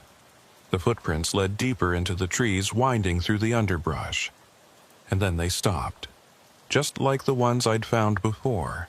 Both sets, like the 2 people had simply vanished. I stood there, shining my light in all directions, trying to make sense of it. And then I heard a voice, faint, coming from somewhere ahead. "Help!" I moved toward the sound, my hand on my weapon. "Where are you?" "Help me." I pushed through a thicket of brush and emerged into a small clearing. And there, standing in the center, was a man, mid-40s, wearing jeans and a jacket, soaking wet. "Sir, are you okay?" He turned to look at me. His eyes were wrong, too dark, too empty. "Help me." I took a step closer. "Sir, I'm Deputy Lemick. Your wife is worried about you. Let's get you back to the car." He didn't move. He just stared at me. And then he opened his mouth and water poured out. Not a little, a lot. It cascaded down his chin, soaking his shirt, pooling at his feet. I stumbled backward, my heart pounding. He closed his mouth and took a step toward me. "Stay back." I drew my weapon. "Don't move." He took another step. I fired a warning shot into the air. The sound echoed through the trees. He stopped, tilted his head, like he was listening to something I couldn't hear. And then he turned and walked into the forest. Not running, just walking, calm and deliberate. I stood there shaking, trying to process what I'd just seen.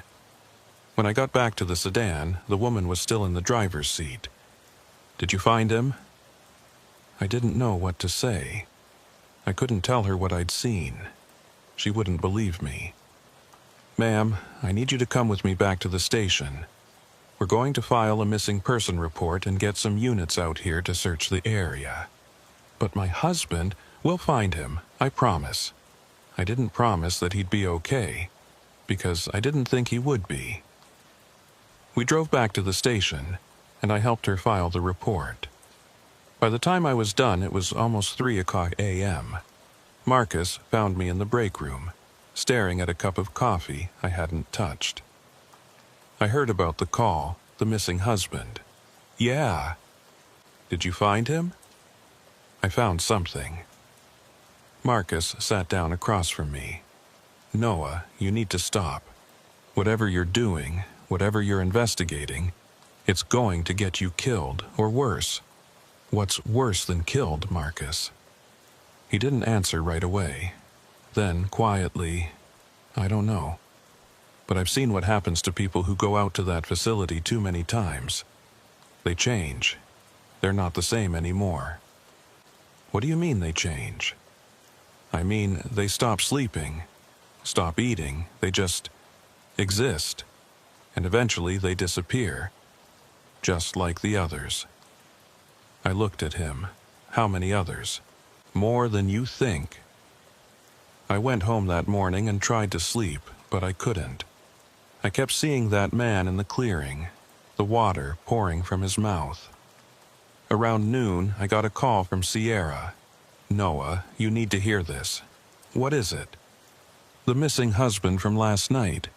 He just walked into the station. I sat up. What? Yeah, he walked in about 10 minutes ago. Said he got lost in the woods and spent the night out there. His wife is here. She's crying, hugging him. He seems fine. I'm on my way. When I got to the station, the husband was sitting in the lobby with his wife. He looked perfectly normal. Dry clothes. No sign of the water I'd seen pouring from his mouth. I approached him. Sir, I'm Deputy Lemick. I was the one who responded to your wife's call last night. He looked up at me and smiled. Thank you, Deputy. I'm sorry for the trouble. I guess I just got turned around in the woods. His voice was normal, his eyes were normal. But something about him was wrong. I could feel it. Can I ask where you spent the night? I found a dry spot under a tree, fell asleep. Woke up this morning and walked back to the road. You weren't cold. You didn't call out for help. I was a little cold, but I'm fine now.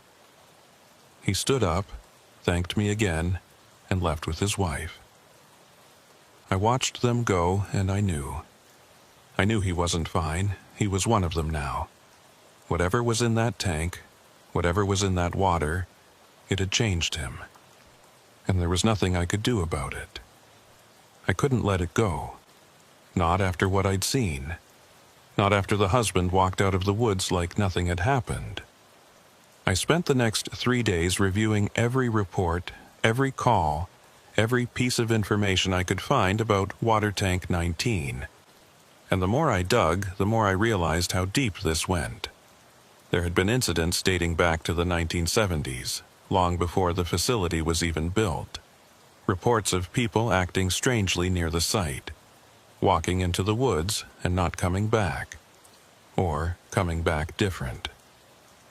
The facility had been built in 1982, and for 20 years it operated normally. Just a water treatment plant serving the rural parts of Hackett County. And then, in 2003, Thomas Ridley drowned in Tank 19. After that, everything changed. The facility was shut down. The standing orders were issued, and the county stopped talking about it. But the incidents didn't stop. If anything, they increased. I made a decision. I was going to Tank 19 one more time, at night, and I was going to find out what was inside that water. I didn't tell anyone. Not Sierra, not Marcus, not Alden. I just went.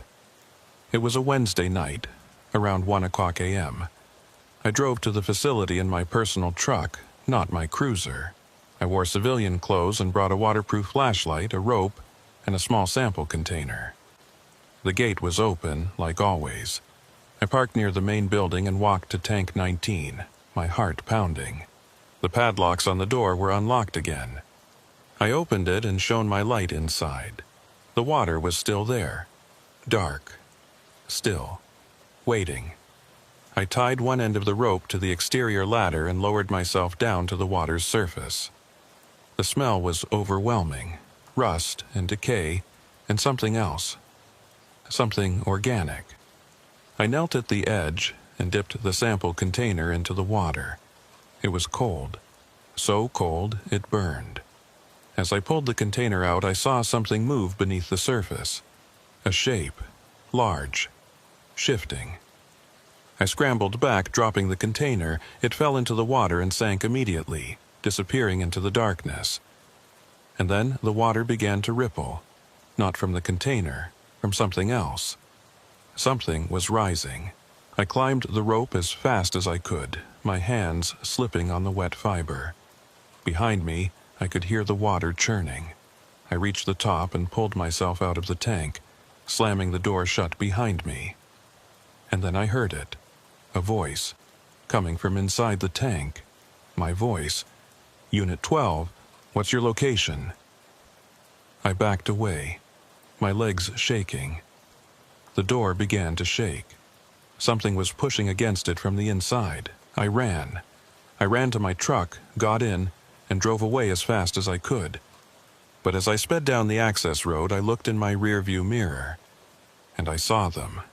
Dozens of figures, pouring out of the tree line, walking toward the tank. All of them soaking wet. All of them barefoot. And in the center of the group, walking calmly, was the missing husband from 3 nights ago. I drove straight home and locked every door and window. I sat in my living room with my gun on the coffee table, staring at the front door, waiting for something to happen. Nothing did, but around 3:00 a.m. my phone rang. Unknown number. I answered. "Hello?" Static. And then, through the white noise, I heard it. My own voice. "Help! Me!" I hung up. The next morning, I called in sick. I couldn't go to work. I couldn't face anyone. I spent the day researching, trying to find answers. And I found something. A geological survey from 1979, before the facility was built. It mentioned an underground aquifer beneath the site, but not a normal aquifer. The survey noted unusual mineral composition and unexplained water flow patterns. It recommended against drilling in the area, but they'd built the facility anyway, and they'd drilled into Tank 19. They'd tapped into something that shouldn't have been disturbed. That night, Sierra called me. "Noah, where have you been? Everyone's looking for you." "I'm at home. I'm sick." "You don't sound sick. You sound scared." I didn't respond. "Noah, what did you do?" "I went to the tank. Last night, I went inside." There was a long silence.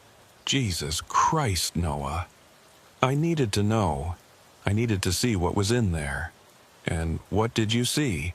"I don't know, but it saw me." Sierra's voice dropped to a whisper. "You need to leave tonight. Get out of Hackett County and don't come back." "I can't just leave." "Yes, you can. Because if you stay, you're going to end up like the others. Trust me." She paused. "I've been dispatched for 12 years, Noah, and I've learned one thing. Some places aren't meant to be understood. They're meant to be avoided. But the people are gone. They're not coming back. Not as themselves." Her voice cracked. "Please, Noah, just go." She hung up. I sat there in my apartment staring at my phone, and then I heard it. A knock at my door. I grabbed my gun and moved to the window, looking out. There was someone standing on my porch. Pale clothing, bare feet, soaking wet. It was the missing husband. He knocked again. I didn't answer. He stood there for a long time, not moving, not leaving. And then, slowly, he turned and walked away. I watched him disappear down the street and I made my decision. I packed a bag, got in my truck, and I left. I drove for 3 hours, putting as much distance between myself and Hackett County as I could. I've been gone for 2 weeks now. I found a cheap motel in another state, and I've been staying here trying to figure out what to do next. But every night, around 3 a.m., my phone rings. Unknown number. And every night I hear the same thing. My own voice through the static. Help me. I don't answer anymore, but I know what it means. I went into the water, I touched it, and now it's calling me back. Last night I woke up at 3 a.m. to find my clothes soaking wet. I was standing in the shower, fully dressed, water running over me.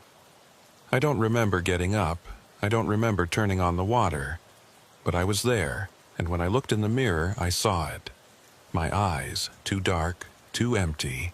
I'm changing, just like the others, and I know, eventually, I'll go back.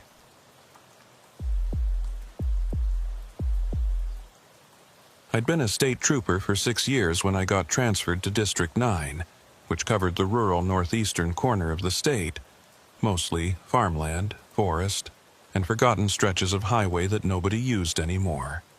The kind of territory where you could drive for an hour without seeing another vehicle, where the radio crackled with static more than it carried voices, and where the nearest backup might be 40 minutes away on a good day.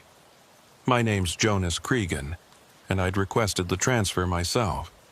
I wanted something quieter after spending 3 years working the interstate corridor downstate, dealing with drug runners and high-speed chases and endless accident scenes that left images in my head I couldn't shake. The constant adrenaline, the violence, the bodies. It was wearing me down. District 9 seemed like the perfect place to wind down the last decade of my career before retirement.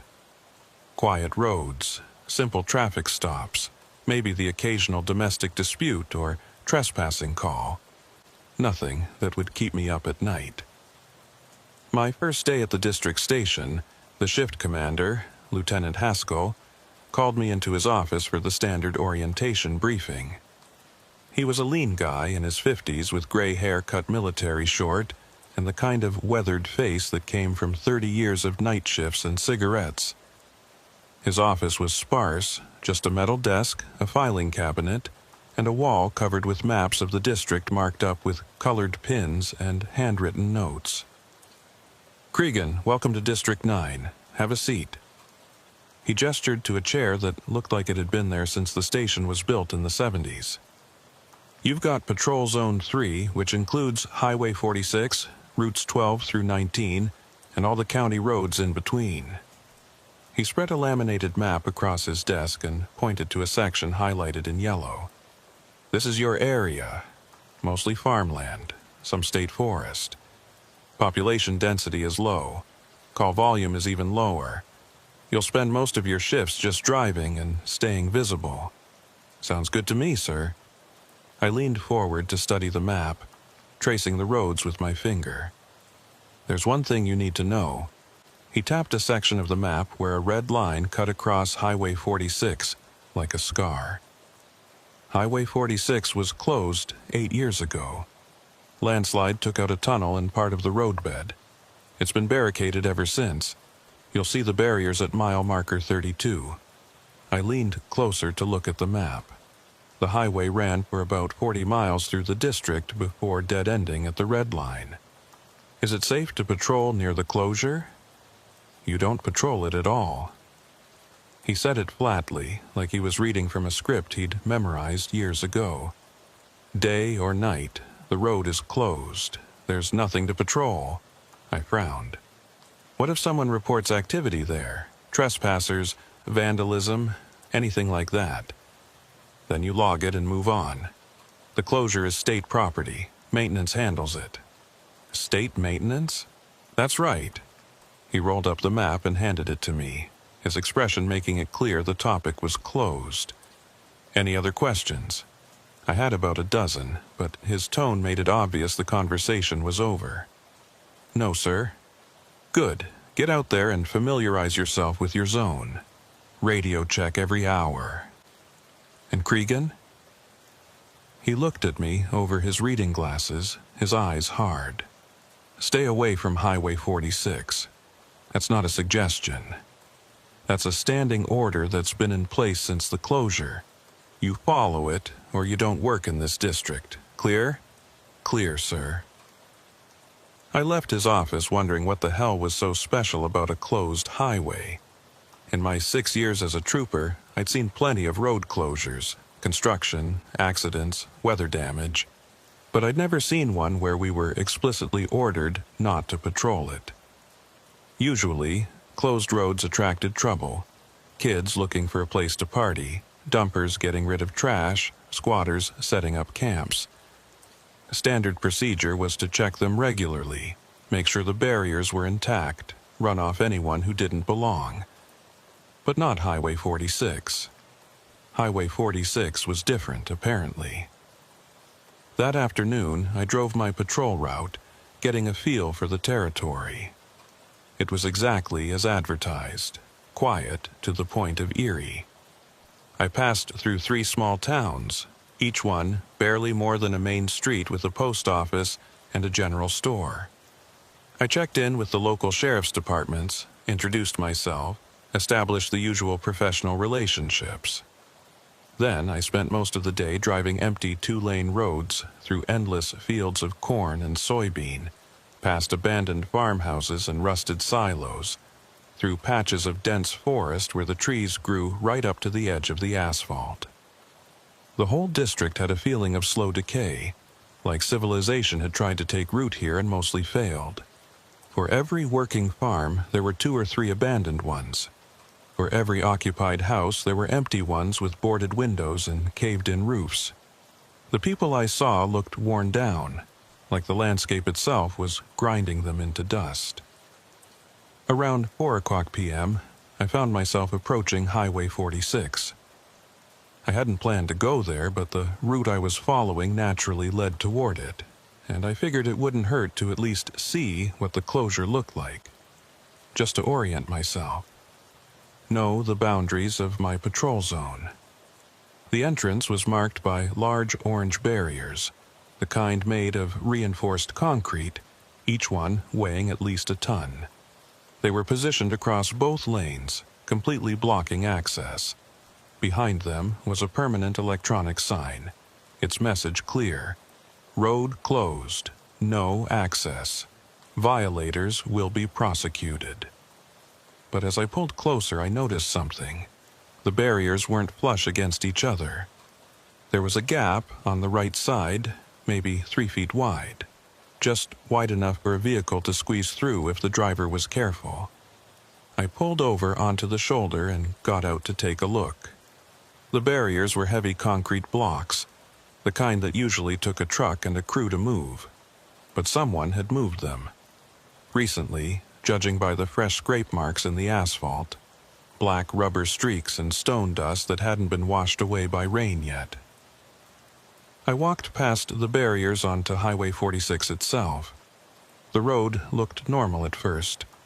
2 lanes, faded yellow line down the center, asphalt cracked and sprouting weeds but still intact. I could see for maybe a quarter mile before the road curved and disappeared into the trees. The forest on both sides was thick, pressing in close to the pavement like it was trying to reclaim the highway. Nothing about it looked particularly dangerous or unusual, just an old highway, abandoned and overgrown. The kind of road you could find anywhere in rural America, slowly being forgotten as traffic patterns changed and newer routes were built. But something about it felt wrong. The air was colder here, even though the sun was still shining, and it was a warm September afternoon. And it was too quiet. No birds singing in the trees. No insects buzzing. No wind rustling the leaves. Just silence. The kind of silence that makes you aware of your own breathing, your own heartbeat. I stood there for a moment, listening to nothing, and felt the hairs on the back of my neck stand up. It was the same feeling I'd gotten a few times in my career, walking up to a car during a traffic stop and sensing somehow that the driver was armed, standing outside a house on a domestic call and knowing, before the door even opened, that things were about to go bad. that primal warning system that evolution had given us, telling us when we were in danger. I shook it off and walked back to my cruiser. Probably just my imagination, fueled by Haskell's weird warning and the creepy atmosphere of the abandoned road. I radioed in, keeping my voice casual. "Dispatch, this is Trooper Cregan, Unit 47. I'm at the Highway 46 closure, mile marker 32. Barriers have been moved. Looks like possible unauthorized access." The dispatcher, a woman named Monica, who I'd met briefly that morning, responded after a pause. "Copy, Unit 47. Are you requesting maintenance?" "I'm requesting an explanation. Who's authorized to move these barriers?" Another pause, longer this time. I could hear her typing on a keyboard, consulting something. "Stand by, Unit 47. I waited, leaning against my cruiser, watching the gap between the barriers. 5 minutes passed, then 10. I was about to call again when a different voice came through the radio. Male. Older. Authority radiating through the static. "Unit 47, this is Lieutenant Haskell. What's your status?" "I'm at the Highway 46 closure, sir. The barriers have been moved. I was just reporting, get back in your vehicle and clear the area. Now." His tone stopped me cold. "Sir, that's an order, Trooper. Clear the area and continue your patrol. Do not investigate the barrier movement. Do not file a report about it. Is that understood?" I felt a spike of irritation. I'd been a trooper for 6 years. I knew how to do my job. "Sir, if someone's accessing a closed road," I said, "is that understood, Trooper Cregan?" His voice was ice. "Understood, sir." "Good. Continue your patrol. Haskell out." The radio went dead. I stood there for a moment, staring at it, then got back in my cruiser and drove away. But I kept glancing in my rearview mirror at Highway 46, watching it disappear behind me, and the questions kept piling up in my head. Why was Haskell so insistent that I stay away? Why didn't he want me to report the moved barriers? And why did he sound almost scared? That night, I stopped by the district station to file my daily report. The building was quiet, most of the day shift already gone home. I found another trooper in the break room, a younger guy named Ellis, maybe late 20s, making coffee that smelled like it had been sitting in the pot since morning. "Ellis, you been working District 9 long?" He looked up, sizing me up with the careful neutrality that cops use with each other until they figure out if you're trustworthy. 3 years. "You're the new guy, right? Cregan?" "That's me. Can I ask you something?" "Sure." He poured himself a cup of the toxic-looking coffee. "What's the deal with Highway 46? His hand froze on the coffee pot. For just a second, his expression changed. Something flashed across his face that looked like fear. Then it was gone, replaced by studied indifference. "You went out there?" "Just to the barrier. Noticed someone had moved it. When I reported it, Haskell practically ripped my head off. Told me to clear out and not file a report." Ellis set down the pot and lowered his voice, glancing toward the door to make sure we were alone. "Because that road is off limits. Has been since before I got here. And the guys who don't respect that end up transferred. Or worse. Worse how? I don't know exactly, but there was a trooper a few years back, guy named Patterson, Derek Patterson. Good guy, good cop. He'd been in the district for like 8 years, knew it inside and out. But he got obsessed with Highway 46, started patrolling it at night against orders, filing reports about unusual activity, lights on the road, vehicles that shouldn't have been there. Ellis took a sip of his coffee, grimaced. Then one day he just didn't show up for his shift. They found his cruiser parked at the barrier, doors open, engine running, radio still on. No sign of Patterson. He was just gone. My chest tightened. What happened to him? nobody knows. Official report said he abandoned his post and resigned. But that's bullshit. Patterson wasn't the type to just walk away from a job. And his wife, she said he'd never do that. Said he'd been acting strange for weeks before he disappeared. Couldn't sleep. Kept waking up in the middle of the night saying he heard things. Kept talking about lights on the highway. Lights? That's what she said. He told her he'd seen lights on Highway 46 at night. Vehicle lights, but not moving like normal traffic. Just sitting there in the dark. And when he'd go to investigate, they'd disappear. Ellis dumped out his coffee and rinsed the cup. My advice? Stay away from that road. Whatever's going on there, it's above our pay grade. Way above. You think something's really going on, or is it just rumors? I think if the lieutenant tells you to stay away from something, you stay away. Unless you want to end up like Patterson. He grabbed his jacket from the back of a chair. Look, Cregan, you seem like a decent guy. So I'm telling you this for your own good. There are parts of this district we patrol and parts we don't. Highway 46 is in the don't category, always has been, always will be. You follow that rule, you'll have a nice, quiet career here. You break it, he shrugged.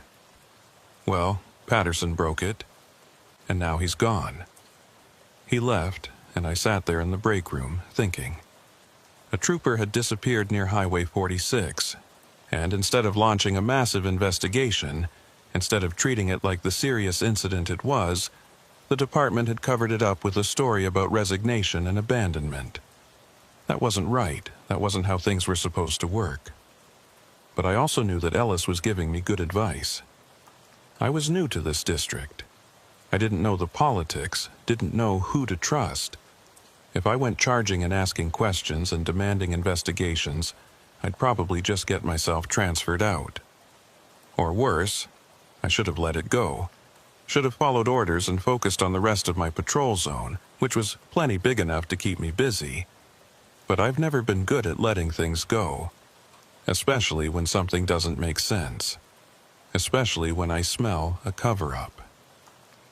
Over the next week, I drove past the Highway 46 closure every day as part of my normal patrol route. During daylight hours only, staying well back from the barriers, just observing, not investigating, just looking. The barriers were always moved slightly, never in the same position. Sometimes the gap was on the right side, sometimes the left. Once, both barriers were pushed back several feet, leaving the entire road open, like someone was accessing the road regularly and not bothering to put the barriers back exactly where they'd been. Or, like they wanted them moved, wanted the road accessible. On Friday afternoon, my 7th day in the district, I decided to take a closer look. I parked my cruiser on the shoulder about 100 yards from the barriers and walked up on foot, moving casually like I was just stretching my legs. If anyone was watching, I wanted to look innocent. Just a bored trooper taking a walk. The road beyond the barriers was empty, as always. But as I stood there, pretending to check my phone, I noticed something I hadn't seen before. Tire tracks. Fresh ones. The tread pattern still sharp and clear. Leading past the barriers and onto the closed highway. Not just one vehicle. Multiple vehicles. Different tread patterns. Different widths. Cars, trucks, maybe even something larger. And judging by how fresh the tracks were, how they overlapped each other, there had been traffic here within the last day or two. A lot of traffic. I crouched down and examined the tracks more closely. Some of them were standard civilian tire patterns, the kind you'd see on any car or truck. But others were different. Heavier tread, wider spacing. Fleet vehicles, maybe. Government issue. I pulled out my phone and took a few photos, keeping the camera angle low so it wouldn't be obvious what I was doing. Then I followed the tracks with my eyes, watching them curve away into the trees. The road bent to the right about a quarter mile ahead, and I couldn't see past the curve. but I wanted to. I wanted to follow those tracks, see where they led, find out what was happening on this supposedly closed highway. I took a step past the barriers, then stopped. Haskell's warning echoed in my head. Stay away. Don't investigate. Follow orders. But those tire tracks were evidence of ongoing trespassing at minimum, maybe something worse. It was my job to investigate. My duty. I walked forward, following the tracks. 50 yards, 100. The trees pressed in on both sides, their shadows dark and cool. The silence was oppressive, broken only by my footsteps on the cracked asphalt. 200 yards. The road curved to the right, and as I came around the bend, I saw it. The tunnel. It was built into the side of a hill, a concrete portal maybe 20 feet wide and 15 feet high.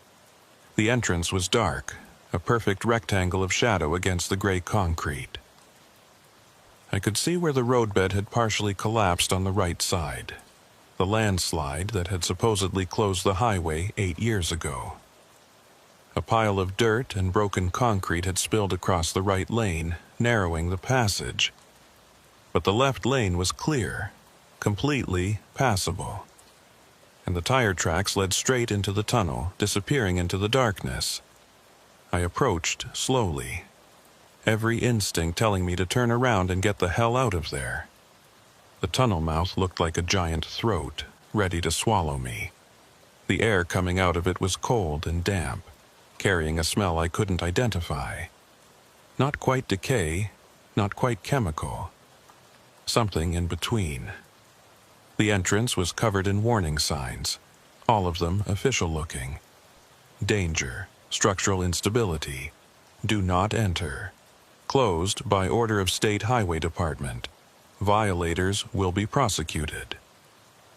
But the signs were old, faded, covered in moss and bird droppings. They'd been here for years, weathering in place, and nobody had bothered to replace or maintain them. I pulled out my flashlight and shone it into the tunnel. The beam cut through the darkness, revealing concrete walls stained with water damage and age. The tunnel ran for maybe 300 feet before curving slightly to the left. I could see daylight at the far end. The tunnel went all the way through the hill, just like it was supposed to. And in the darkness, about halfway through, I saw something that made my pulse quicken and my hand instinctively move toward my sidearm. Lights. Small, red lights mounted on the ceiling, evenly spaced, maybe 10 of them running the length of the tunnel. They weren't on at the moment, but they were there, and they looked new. The housings were clean, free of the grime and age that covered everything else. Someone had installed these lights recently. Within the last few years, maybe the last few months. Why would someone install lights in a supposedly abandoned tunnel? I stepped inside, my footsteps echoing off the concrete walls. The temperature dropped immediately. It had to be at least 10 degrees colder in here than outside. The air was thick and damp, and that strange smell was stronger. I could identify part of it now. Exhaust fumes, recent ones. Vehicles had been through here, a lot of them. I walked deeper, my flashlight beam sweeping across the walls and ceiling. No graffiti, which was unusual for an abandoned structure. No beer cans, no trash, no evidence of teenagers using it as a party spot. The tunnel was clean. Too clean for something that had supposedly been closed for 8 years. Halfway through, I stopped beneath one of the red lights and examined it. It was a standard emergency beacon, the kind you'd see in a parking garage or a maintenance corridor. Battery-powered, with a motion sensor mounted beneath it. I waved my hand beneath the sensor experimentally. Nothing happened. The light didn't turn on. But as I lowered my hand, I heard something that made my blood run cold. A sound coming from deeper in the tunnel, from the direction of the far exit. An engine, distant but growing louder, the low rumble of a heavy vehicle moving slowly through the tunnel. Someone was coming. I turned and ran back toward the entrance, my boots pounding on the concrete, the sound echoing and re-echoing until it seemed like a dozen people were running. Behind me, the engine noise grew louder, closer, the rumble filling the tunnel and making the air vibrate. I burst out of the tunnel into the daylight and kept running, back toward the barriers, back toward my cruiser. My heart was hammering in my chest, adrenaline flooding my system. As I reached the barriers, I looked back over my shoulder.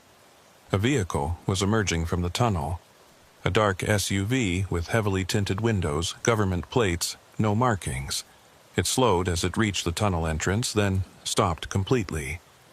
I couldn't see the driver through the tinted glass, but I knew they could see me. I was in full uniform, standing in the middle of a closed highway, obviously somewhere I wasn't supposed to be. We stayed like that for what felt like forever, but was probably only 10 or 15 seconds.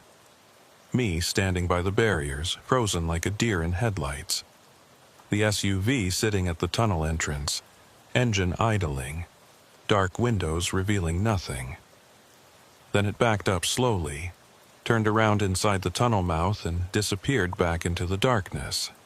Like it had decided I wasn't worth the trouble. Or like whoever was driving didn't want to be seen any more than I wanted to see them. I stood there, breathing hard, my hand still on my sidearm even though I hadn't drawn it. Then I got back in my cruiser and drove straight to the station, my mind racing. There were vehicles using Highway 46, active vehicles with government plates, and there were lights installed in the tunnel, motion sensors, signs of regular maintenance. This wasn't an abandoned road. This was an active access route to something the state police were supposed to stay away from. Why? I found Lieutenant Haskell in his office, working on paperwork. When I knocked on the door frame, he looked up and immediately his expression went hard. "Sir, I need to report something." He set down his pen slowly. "You went to Highway 46 again." It wasn't a question, somehow he already knew. "Yes, sir, and I saw—" "I don't care what you saw." He stood up, his chair scraping against the floor. "Trooper Cregan, I gave you a direct order to stay away from that location. You disobeyed that order. Sir, there are vehicles using that road. Active vehicles with government plates. And there are lights installed in the tunnel. New lights with motion sensors. Stop." He held up a hand, his face flushed with anger. Or maybe fear. "I'm going to say this once, and you're going to listen. Highway 46 is not your concern. It's not my concern. It's handled by a different agency. Whatever you saw, whoever you saw, it's none of your business. None of our business." "What agency?" "I don't know. And neither do you. And we're both going to keep it that way." He sat back down, picked up his pen like the conversation was over. "You're a good trooper, Cregan.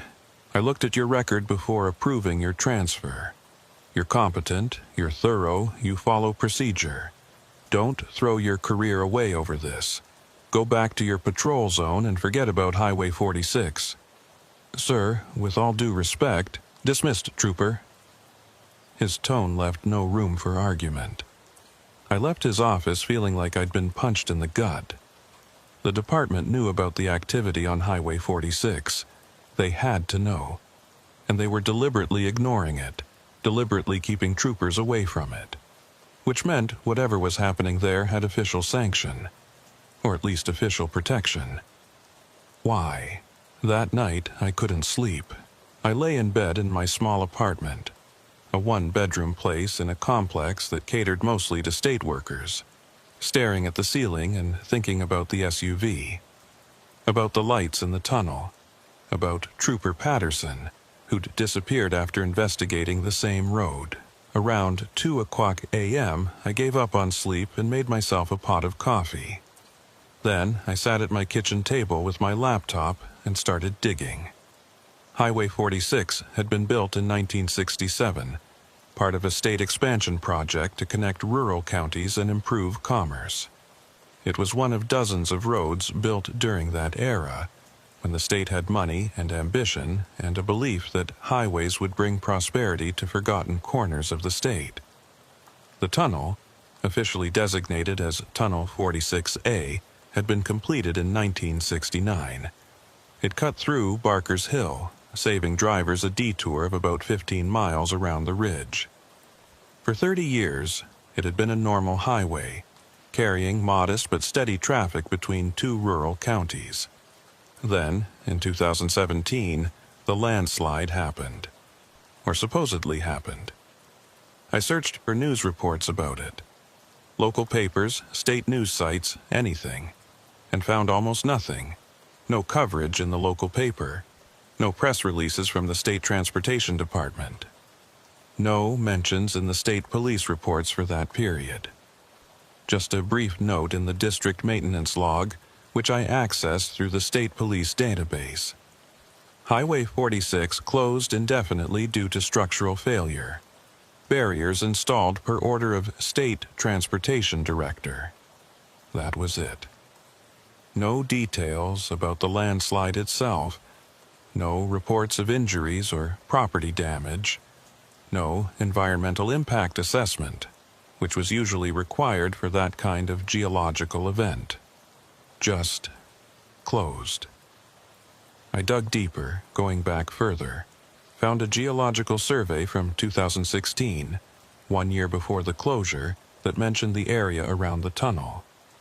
The survey, commissioned by the State Environmental Department, noted unusual seismic activity and unexplained ground vibrations near mile marker 35 of Highway 46.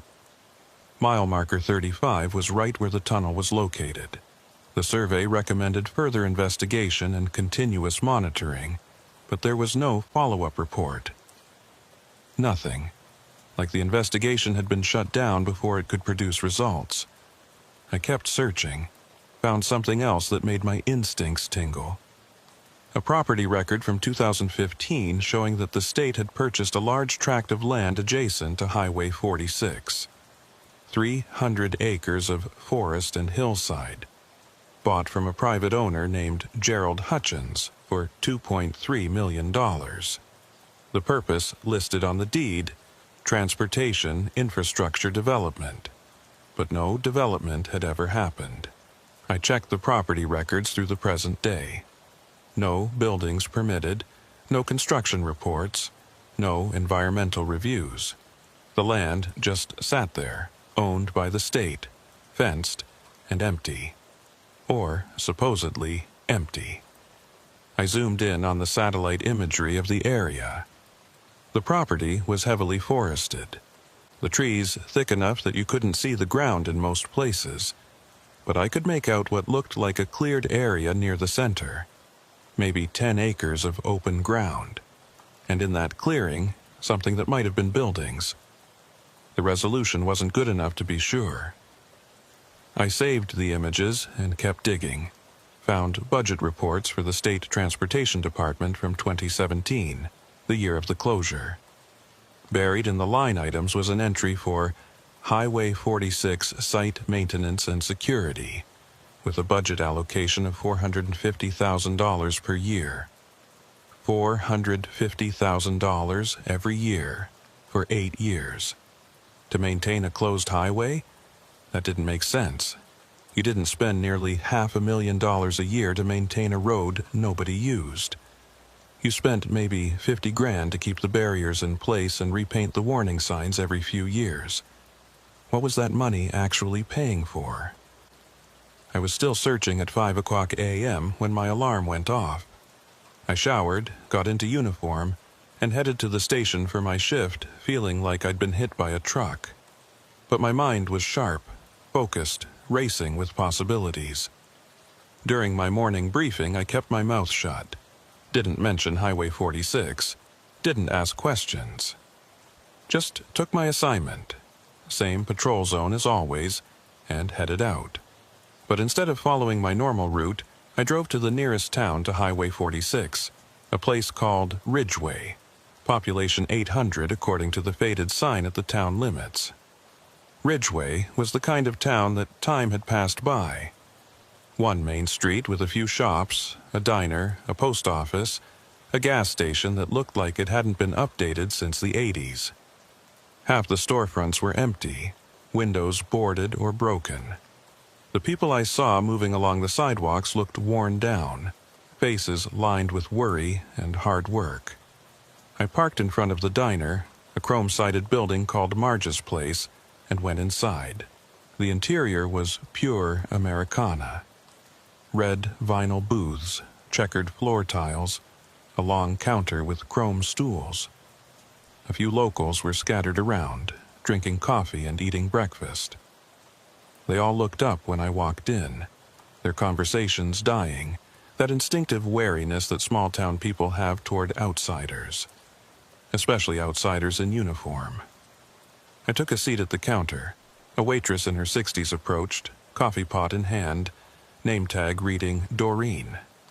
She had the weathered look of someone who'd worked this job for decades, friendly but tired. "Morning, officer. Coffee?"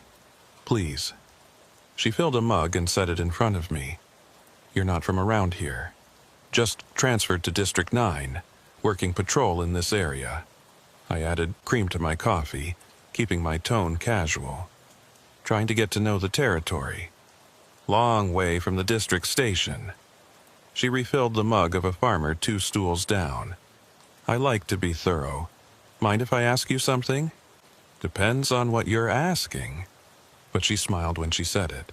"Highway 46. I heard it was closed a few years back. Landslide, right?" The smile faded. She glanced around the diner, then lowered her voice. "That's what they said." "You don't believe it?" She set down the coffee pot and leaned on the counter. "Highway 46 has been closed for 8 years.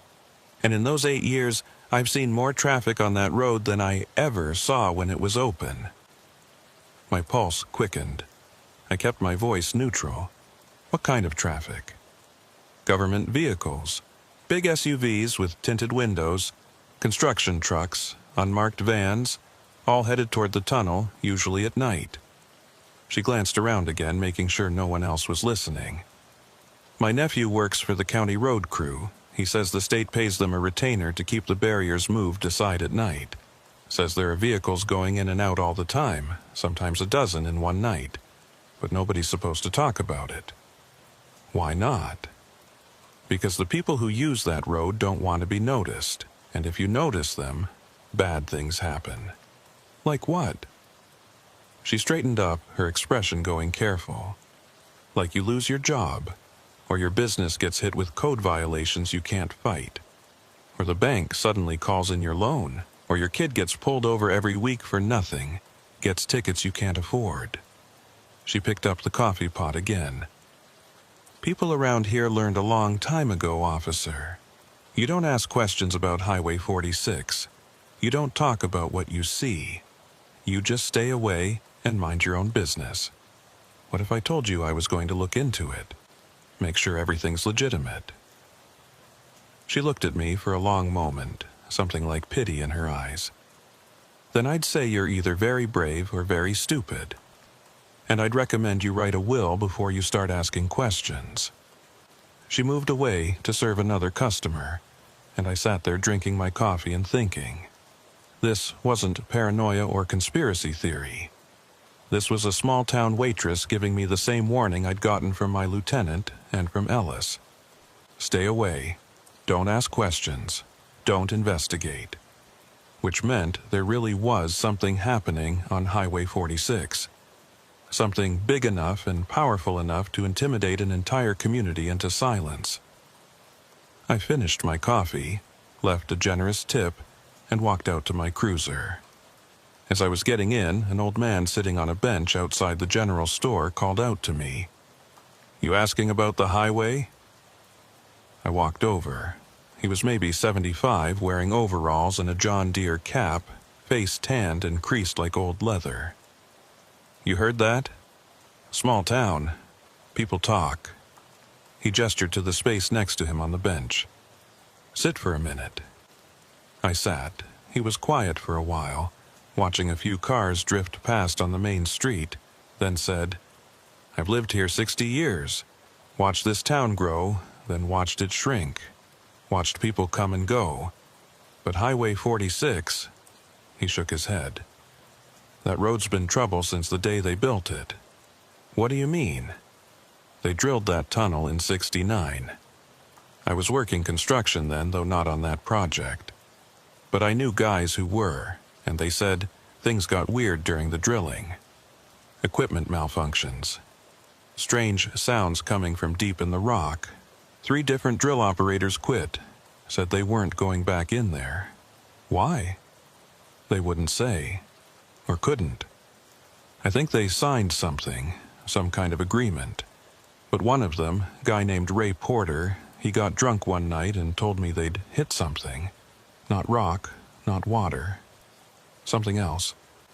Something that shouldn't have been there. My skin prickled. What was it? He wouldn't tell me, said he couldn't. But he said when they hit it, there was a sound like metal on metal, and a smell like chemicals or something burning. They reported it, and engineers came out.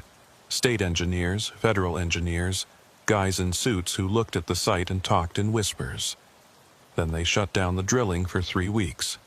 When it started up again, different crew, different equipment, and nobody would talk about what they'd found. Do you know what happened to this Ray Porter? Died. Cancer, maybe 15 years ago. A lot of those guys died young, more than you'd expect for construction workers. He looked at me. You seem like a decent fellow. So, I'm going to tell you what I told that other trooper, the one who disappeared. Patterson. That's him, nice young man. Determined. Too determined. He adjusted his cap. Whatever's on Highway 46, it's been there longer than the road. The road just gave them access to it. And the people who built it, the people who run it now, they don't want anyone knowing about it. So you got 2 choices. You can walk away, keep your job, maybe keep your life, or you can dig deeper and end up like Patterson. What happened to Patterson? Don't know. But I saw his car that day before they towed it. I was driving past and saw all the cruisers and the commotion. Pulled over to see what was happening. His car was sitting there at the barrier, engine running, everything you heard. But there was something else. Something they didn't put in any report. What? Water. The driver's seat was soaking wet, like someone had dumped a bucket of water on it. And there were wet footprints leading from the car toward the tunnel. Barefoot prints. Going in but not coming out. I felt my chest tighten. Did you tell anyone? Told my wife, told the sheriff. He told me to keep my mouth shut if I knew what was good for me.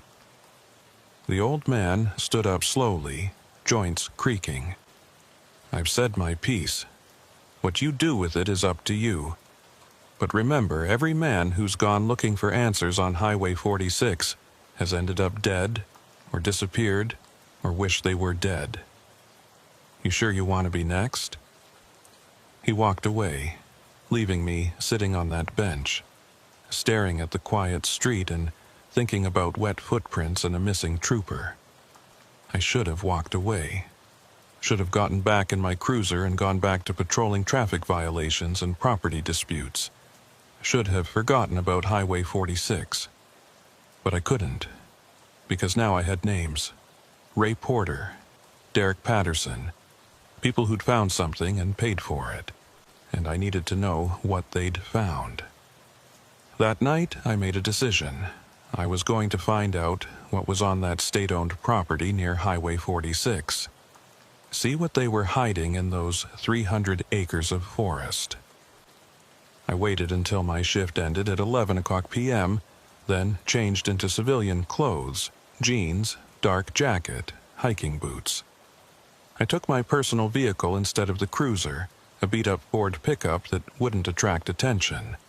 And I brought supplies. Flashlight, camera, binoculars, a handheld GPS unit. The fence line for the state property started about 2 miles from the Highway 46 barriers. I found it by using the property records and the GPS, driving down dark county roads until I spotted the chain-link fence gleaming in my headlights. I parked on a side road and approached on foot. The fence was 10 feet tall, topped with 3 strands of barbed wire, and mounted with signs every 50 yards.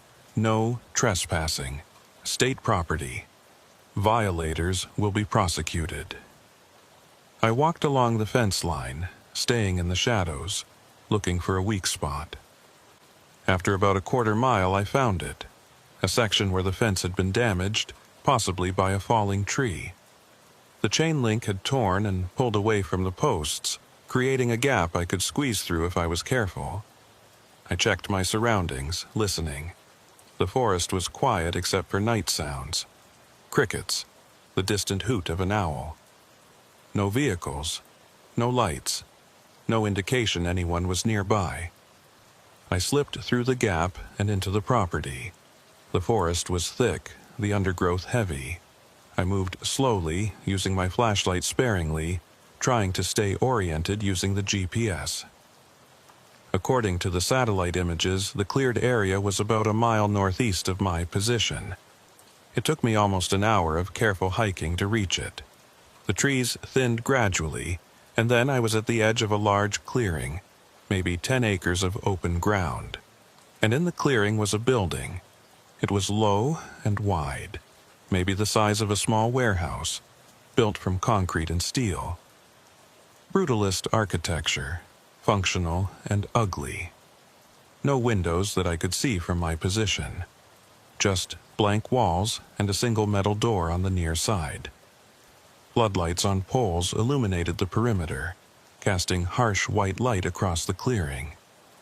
There was a loading dock on the far side, big enough for trucks to back up to, and parked near it were 2 vehicles, a dark SUV and a white van, both with government plates. I crouched in the trees at the edge of the clearing, raised my binoculars, and studied the building. Security cameras were mounted on poles around the perimeter, their red indicator lights blinking. The cameras were pointed outward, watching the forest, the fence line, watching for people like me. I lowered the binoculars and pulled out my camera, setting it to night mode. Started taking photos. The building, the vehicles, the cameras, anything that might be useful later.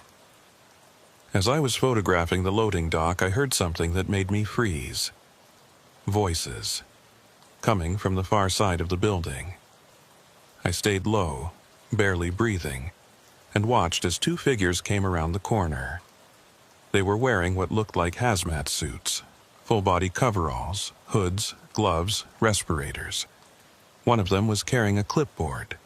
They walked to the loading dock and stood there talking, their voices too quiet and distorted by the respirators for me to make out words. After a few minutes, they went back inside through a door I couldn't see from my position. Hazmat suits. That meant contamination. Chemical, biological, radiological. Something dangerous enough to require protective equipment. What the hell were they doing out here? I stayed in position for another 30 minutes, taking photos, watching. Nothing else happened. No more people emerged. No vehicles arrived or departed. Finally, I decided I'd pushed my luck far enough. I backed away from the clearing, keeping low, and made my way back through the forest to the fence. I was almost to the gap when I heard it. A sound behind me. Footsteps, moving through the underbrush. I froze, listening. The footsteps stopped. I started moving again, faster now. The footsteps resumed, matching my pace. Someone was following me. I abandoned stealth and ran, crashing through the undergrowth, branches whipping at my face. Behind me, the footsteps became running footsteps, gaining on me. I reached the gap in the fence and dove through, my jacket catching on the torn chain link. I yanked it free and kept running, back toward my truck. The footsteps stopped at the fence. I looked back and saw a figure standing there, silhouetted against the floodlights from the distant building. Too far away to make out details, but I could see they were wearing one of those hazmat suits. They just stood there watching me, not pursuing, not calling out, just watching. I got to my truck, jumped in, and drove away, my hand shaking on the wheel. I'd been seen. Whoever they were, they knew someone had been on the property. They might even have photos of me from those security cameras. I drove straight home and sat in my apartment, trying to calm down, trying to think. I had evidence now. Photos of the facility. Confirmation that there was active work happening on that property. Hazmat suits, which meant dangerous materials. But I also had a problem. I'd been trespassing on state property. If they wanted to, they could have me arrested, get me fired, end my career. Unless I made sure the information got out first. Made sure enough people knew what I'd found that they couldn't just bury it. I needed help. I needed someone outside the system, someone who could investigate without being silenced. I spent the next hour searching online for investigative journalists in the region. Found a reporter for a regional newspaper called the Northeast Standard, a woman named Sarah Wickham. Her bio said she'd worked as an investigative journalist for 15 years, written exposés on government corruption, environmental violations, corporate malfeasance. She seemed like someone who wouldn't be easily intimidated. I sent her an email from a throwaway account, brief and vague. I'm a state trooper. I have information about illegal activity at a state-owned facility in District 9. Need to meet in person. Urgent. Can you help? Then I waited, checking my email obsessively, unable to sleep. 2 hours later, just after 3:00 a.m., I got a response. Meet me at Marge's Place Diner in Ridgeway. 2 p.m. today. Come alone. Don't wear your uniform. SW. I managed to get a couple hours of sleep, then called in sick for my shift. I'd never done that before. In 6 years, I'd taken maybe 3 sick days total. But I needed this meeting more than I needed to patrol empty roads. I drove to Ridgeway and arrived at the diner early, around 1:30 p.m. Took a booth in the back where I could see the door, ordered coffee, and waited. Sarah Wickham showed up right at 2 p.m. I recognized her from her photo on the newspaper's website. Mid-30s, dark hair pulled back, sharp eyes that took in everything as she scanned the diner. She spotted me immediately. I was the only person sitting alone in a back booth, and walked over. Trooper Cregan? Just Jonas today. Thanks for meeting me. She slid into the booth across from me, setting down a notebook and a digital recorder. Your email was intriguing. What have you got? I told her everything. The closed highway, the tunnel, the mysterious SUV, the state-owned property with the concrete building, the hazmat suits, the budget allocations, the disappearance of Trooper Patterson. She listened without interrupting, taking occasional notes, her expression serious and focused. When I finished, she sat back and studied me. You know this sounds insane, right? I know, but I have evidence. I pulled out my phone and showed her the photos I'd taken. The building, the vehicles, the hazmat-suited figures. She studied each image carefully, zooming in on details. These don't prove illegal activity. They just show a state-owned facility with people working there.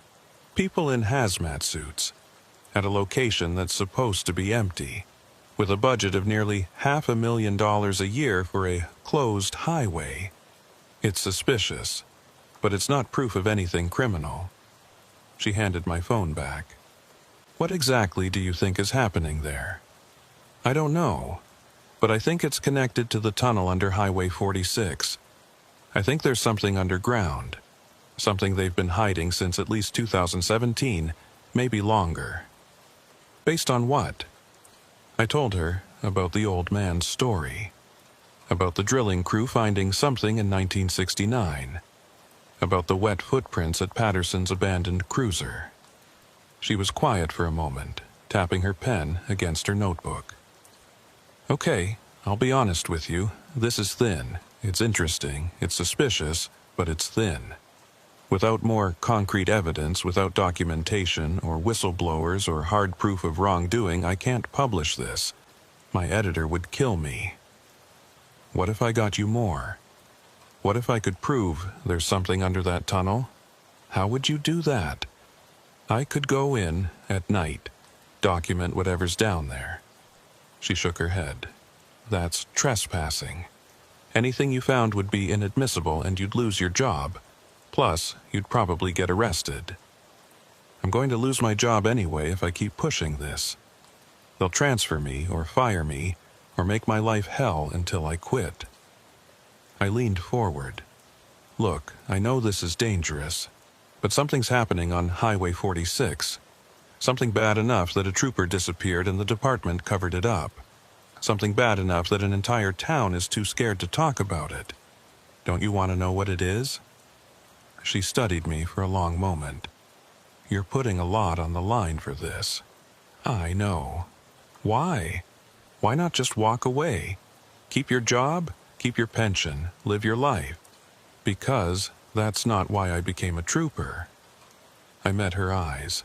I became a trooper because I wanted to help people, protect people. And if there's something happening that needs to be stopped, I can't just ignore it because it's inconvenient or dangerous. That's not who I am. She smiled slightly. You're either very noble or very stupid. Probably stupid. Okay. She picked up her recorder and notebook. Here's what I'll do. I'll start digging on my end. Public records, FOIA requests. See if I can find any documentation about that facility or the tunnel or what happened in 2017. You keep gathering information, but be careful. Don't do anything illegal that could compromise the story. And if you find something concrete, documentation, photos of actual illegal activity, a whistleblower willing to talk, you call me immediately. And if I don't find anything concrete, then we're back to square one. Interesting story, no proof. She stood up. But Jonas, if what you're saying is true, if there really is something being covered up, the people behind it aren't going to let you expose it without a fight. Watch your back. She left, and I sat there alone in the booth, feeling both encouraged and terrified. I was committed now. There was no turning back. That night, I returned to my apartment and found something that made my skin crawl. A note. Slipped under my door while I'd been at the diner. It was handwritten on plain white paper, the letters neat and precise. Trooper Cregan, you are being watched. Stop investigating Highway 46, or there will be consequences. This is your only warning. No signature. No indication of who'd written it. I stood there holding the note, my hands shaking. They knew who I was. They knew where I lived, and they were threatening me. I should have been scared, and I was, but I was also angry. Because now I knew for sure. There was something worth hiding on Highway 46. Something big enough and important enough that they were willing to threaten a state trooper to protect it. And I was going to find out what it was, even if it killed me. The next morning, I did something I probably should have done earlier. I went to see Maeve Stroud, the warden for the state forest that bordered Highway 46. Maeve was a legend in District 9, a no-nonsense woman in her late 50s who'd been managing that territory for over 20 years. She knew every trail, every road, every corner of that forest. If anyone knew what was happening in those woods, it would be her. I found her at the Forest Service office, a small building on the edge of the preserve. She was in her uniform, forest green with patches on the sleeves, reviewing a map on her desk when I knocked on the doorframe. Warden Stroud, I'm Trooper Cregan. Can I talk to you for a minute? She looked up, her eyes sharp and assessing. You're new. District 9, right? Yes, ma'am. Just transferred in a few weeks ago. Have a seat. She gestured to a chair across from her desk. What can I do for you, Trooper? I sat down, choosing my words carefully. I need to ask you about the area around Highway 46. Specifically, the land the state purchased in 2015. Her expression shifted slightly, a hardening around the eyes, a tightening of her jaw. That's not Forest Service land. That's state property under a different jurisdiction. But you patrol the area around it, right? The forest that borders that property? Sometimes. Why? I pulled out my phone and showed her the photos I'd taken of the facility. Because I think there's something happening on that property. Something that might be illegal. She studied the photos for a long moment, her face unreadable. Then she handed my phone back and leaned back in her chair. Where did you take these? I was hiking in the state forest near Highway 46, came across the property line and saw the building. You were hiking in uniform? No, ma'am, off duty. She nodded slowly, and I could see her making calculations, deciding how much to tell me. Trooper, I'm going to tell you something off the record. And you can't repeat it, can't quote me, can't use it in any official capacity. Understood? Understood. I've been warden here for 23 years, and for the past 8 years since Highway 46 was closed, I've seen things I can't explain. She pulled a file from her desk drawer and opened it. I keep my own records. Personal records, not official ones, because the official ones keep disappearing. She showed me the file. It was full of handwritten notes, dates, observations. Since 2017, I've logged over 40 incidents of unusual activity in the forest near Highway 46. Vehicles at night where there shouldn't be vehicles. Lights in areas with no roads or trails. And people, she paused, choosing her words carefully. People who don't belong out there. What do you mean? I mean people who look lost, disoriented, confused. I've found them wandering in the forest, sometimes miles from any road or trail, wearing street clothes, no hiking gear, no supplies. When I approach them and ask how they got there, they don't know. They don't even know where they are. Some of them can't remember their own names. My chest tightened. What do you do with them? I call it in to the state police every time, and every time someone comes and picks them up. Usually within an hour. They're taken away, and I never hear about them again. I've tried to follow up, tried to find out who these people were and what happened to them, but every inquiry gets stonewalled. Have you filed reports? Of course I have. Detailed reports. Every incident with dates and descriptions and GPS coordinates. She tapped the file. And every single report gets kicked back with the same response, handled by state authorities. No further action required. No follow-up, no explanation, no investigation. That's not right. I know it's not right, but I also know what happens to people who push too hard. She closed the file and put it back in her drawer. I'm 2 years from retirement, Trooper. I've got a pension and a mortgage and a life I want to live after I hang up this uniform. So I do my job, I file my reports, and I let the state handle whatever they're handling. But you're telling me now, because you're the first person who's had the guts to investigate in years. That other trooper, Patterson, he was asking the same questions, making the same connections, and then he disappeared. She looked at me. I liked Patterson. He was a good man, and I think about him every time I see something strange in those woods. Every time I find another confused person wandering around with no memory of how they got there. And I wonder if he's out there somewhere, like them. Do you think he's alive? I don't know. But I know his car was found at Highway 46, with water all over the driver's seat. And I know that 2 days before he disappeared, he came to see me. Asked me the same things you're asking now. Wanted to know about the state property, about the facility, about what I'd seen. She pulled out another file, this one much thicker. I gave him copies of my records, all of them, every incident, every strange occurrence, and 48 hours later, he was gone. She handed me the file. I'm giving you the same thing I gave him, because maybe you'll succeed where he failed, or maybe you'll end up just like him.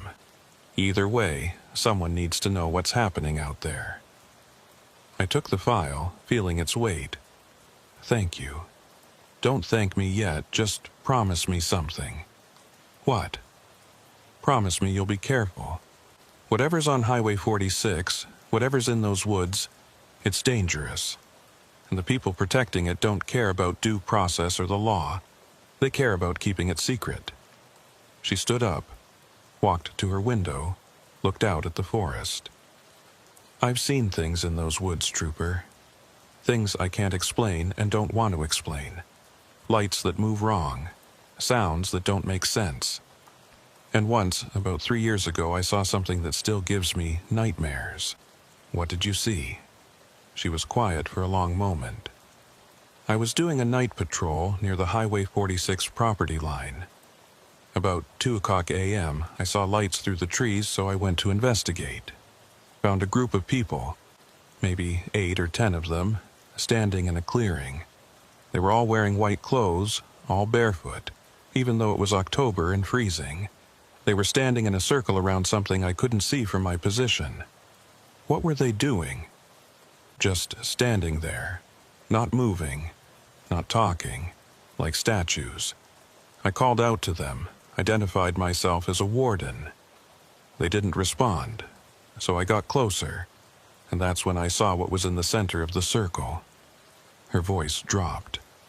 It was a hole, like a well or a shaft, maybe 3 feet across, and there was light coming from it, not normal light. It was blue, bright blue, pulsing like a heartbeat. My skin prickled.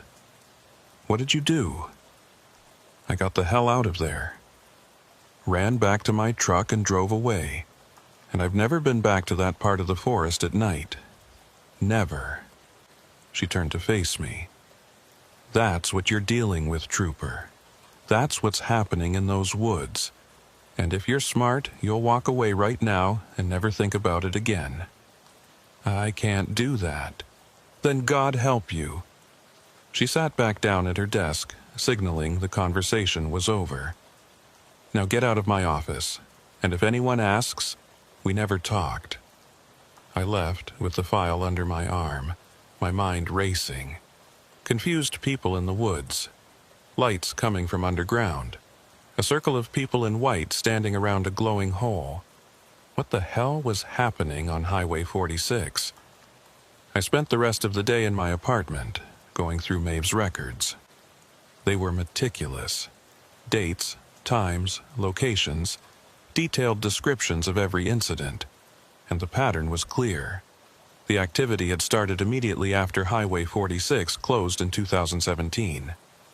Before that, Maeve's records showed normal Forest Service operations, maintenance, fire prevention, wildlife management. Nothing unusual, but after 2017, the incidents began. First, just a few per year. Then, more and more, until by 2023, she was logging something unusual almost every week.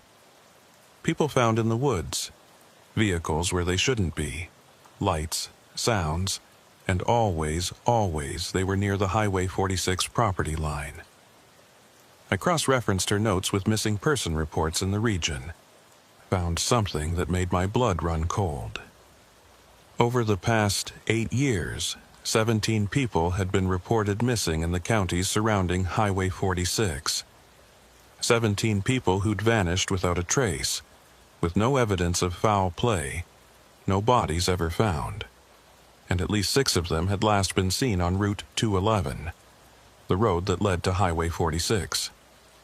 6 people, probably more if you counted the ones who'd never been reported missing. Homeless people, undocumented immigrants, people on the margins who society had forgotten about. That's what Eldon Rowe had said. People who won't be missed. I called Sarah Wickham and told her what I'd found. She agreed to meet me again the next day. But that night, everything changed. I was asleep, a rare, deep sleep after days of insomnia, when my phone rang. I grabbed it, groggy, and saw Lieutenant Haskell's name on the screen. "Cregan, where the hell are you?" His voice was sharp, urgent. I sat up, checking the clock. 3:47 a.m. "I'm at home, sir. What's going on?" "Highway 46. There's been an incident. I need you at the scene right now." "What kind of incident?" "Just get there. And Cregan, bring your report notebook. This is going to be complicated." He hung up before I could ask anything else. I got dressed, threw on my uniform, and drove to Highway 46, my mind racing.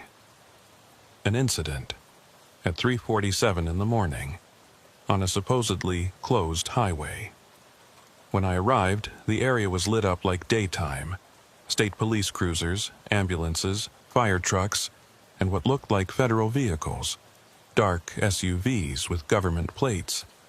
The barriers had been pushed completely aside, and there were floodlights set up all along the road leading to the tunnel. I parked and got out, immediately hit by the smell. Chemical. Acrid. Like burning plastic mixed with something organic and rotten. A trooper I didn't recognize stopped me. "This area is restricted." "I'm Trooper Cregan. Lieutenant Haskell called me." He checked his clipboard, then nodded. "You're cleared, but stay with the designated personnel and don't touch anything."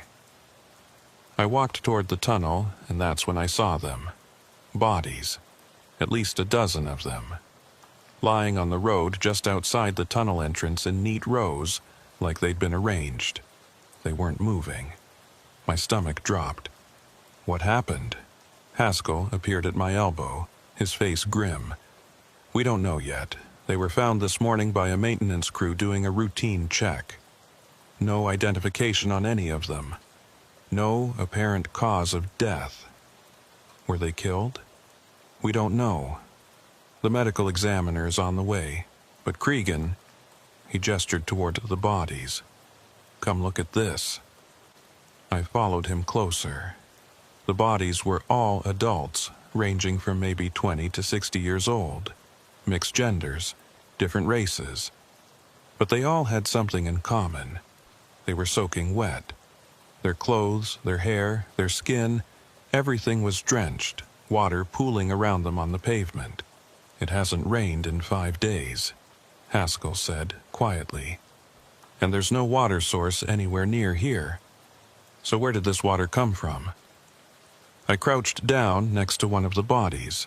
A woman, maybe 30, wearing jeans and a t-shirt. Her skin was pale, almost gray. Her eyes were closed. She looked peaceful, like she was sleeping.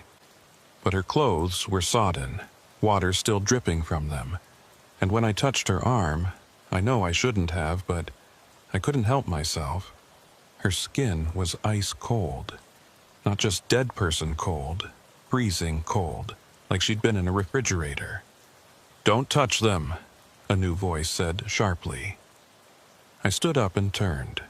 A man in a dark suit was approaching, federal ID hanging from his neck. He was maybe 40, with short hair and the kind of bland, forgettable face that probably served him well in his line of work. This is a federal crime scene now. State police are to observe only, no contamination of evidence. Haskell's jaw tightened. This is our jurisdiction, not anymore. As of 4 o'clock a.m., this incident falls under federal authority. Department of Homeland Security. The Fed looked at me. "You're Cregan?" "Yes." "I'm Agent Morrison. I need to speak with you, privately." He walked away from the scene, and after a glance at Haskell, who looked angry but resigned, I followed. Morrison led me to one of the SUVs, far enough from the other personnel that we wouldn't be overheard. "Trooper Cregan, I'm going to be direct with you. You've been investigating Highway 46, asking questions, trespassing on state property, taking photographs." My blood ran cold. I don't know what you're talking about. Don't insult my intelligence. We have you on security footage at the facility. We've monitored your communications with the journalist. We know everything you've been doing. He pulled out a tablet and showed me a photo. Me, standing at the edge of the clearing, holding my camera. This is you, isn't it? There was no point in denying it. Yes. Then I need you to understand something. What you're investigating is classified, national security level. And you're this close, he held up his thumb and forefinger nearly touching, to being arrested for espionage. Espionage? I'm a state trooper You're a state trooper who's interfered with a federal operation, trespassed on restricted property, and compromised years of work. He put away the tablet. But I'm not here to arrest you. I'm here to give you a choice. What choice? Choice 1. You delete every photo you've taken. You stop investigating. You forget Highway 46 exists. You tell the journalist you were mistaken, that there's nothing there, and you keep your job and your freedom. And choice 2? Choice 2. We arrest you for trespassing and unauthorized photography of a classified facility. You lose your job, your pension, and you spend the next 5 years in federal prison. Your choice. I looked past him at the bodies lying on the pavement, at the other troopers and federal agents moving around them, taking photos, collecting evidence. What about them, those people? Those people are part of an ongoing investigation. That's all you need to know. They're dead. 12 people are dead on a supposedly closed highway. And you're telling me to just forget about it? I'm telling you that this is beyond your pay grade and beyond your authority. There are things happening here that you don't understand and can't be allowed to interfere with. His voice softened slightly. Trooper, I get it. You're a good cop. You want to help people. But sometimes the best way to help is to step back and let the people with the full picture handle things. And you have the full picture? Yes. Then tell me, what's under that tunnel? What killed those people? What are you hiding? He was quiet for a long moment, then, I can't tell you that. And if you're smart, you won't want to know. Because once you know, you can't unknow it. And it'll haunt you for the rest of your life. There was something in his voice, not quite fear, but close. Like he was speaking from experience. I need an answer, he said. Right now. Delete the photos and walk away. Or face the consequences. What's it going to be? I thought about Patterson, about the missing people, about everything I'd learned. And I thought about my career, my freedom, my life. I pulled out my phone and opened the photo gallery.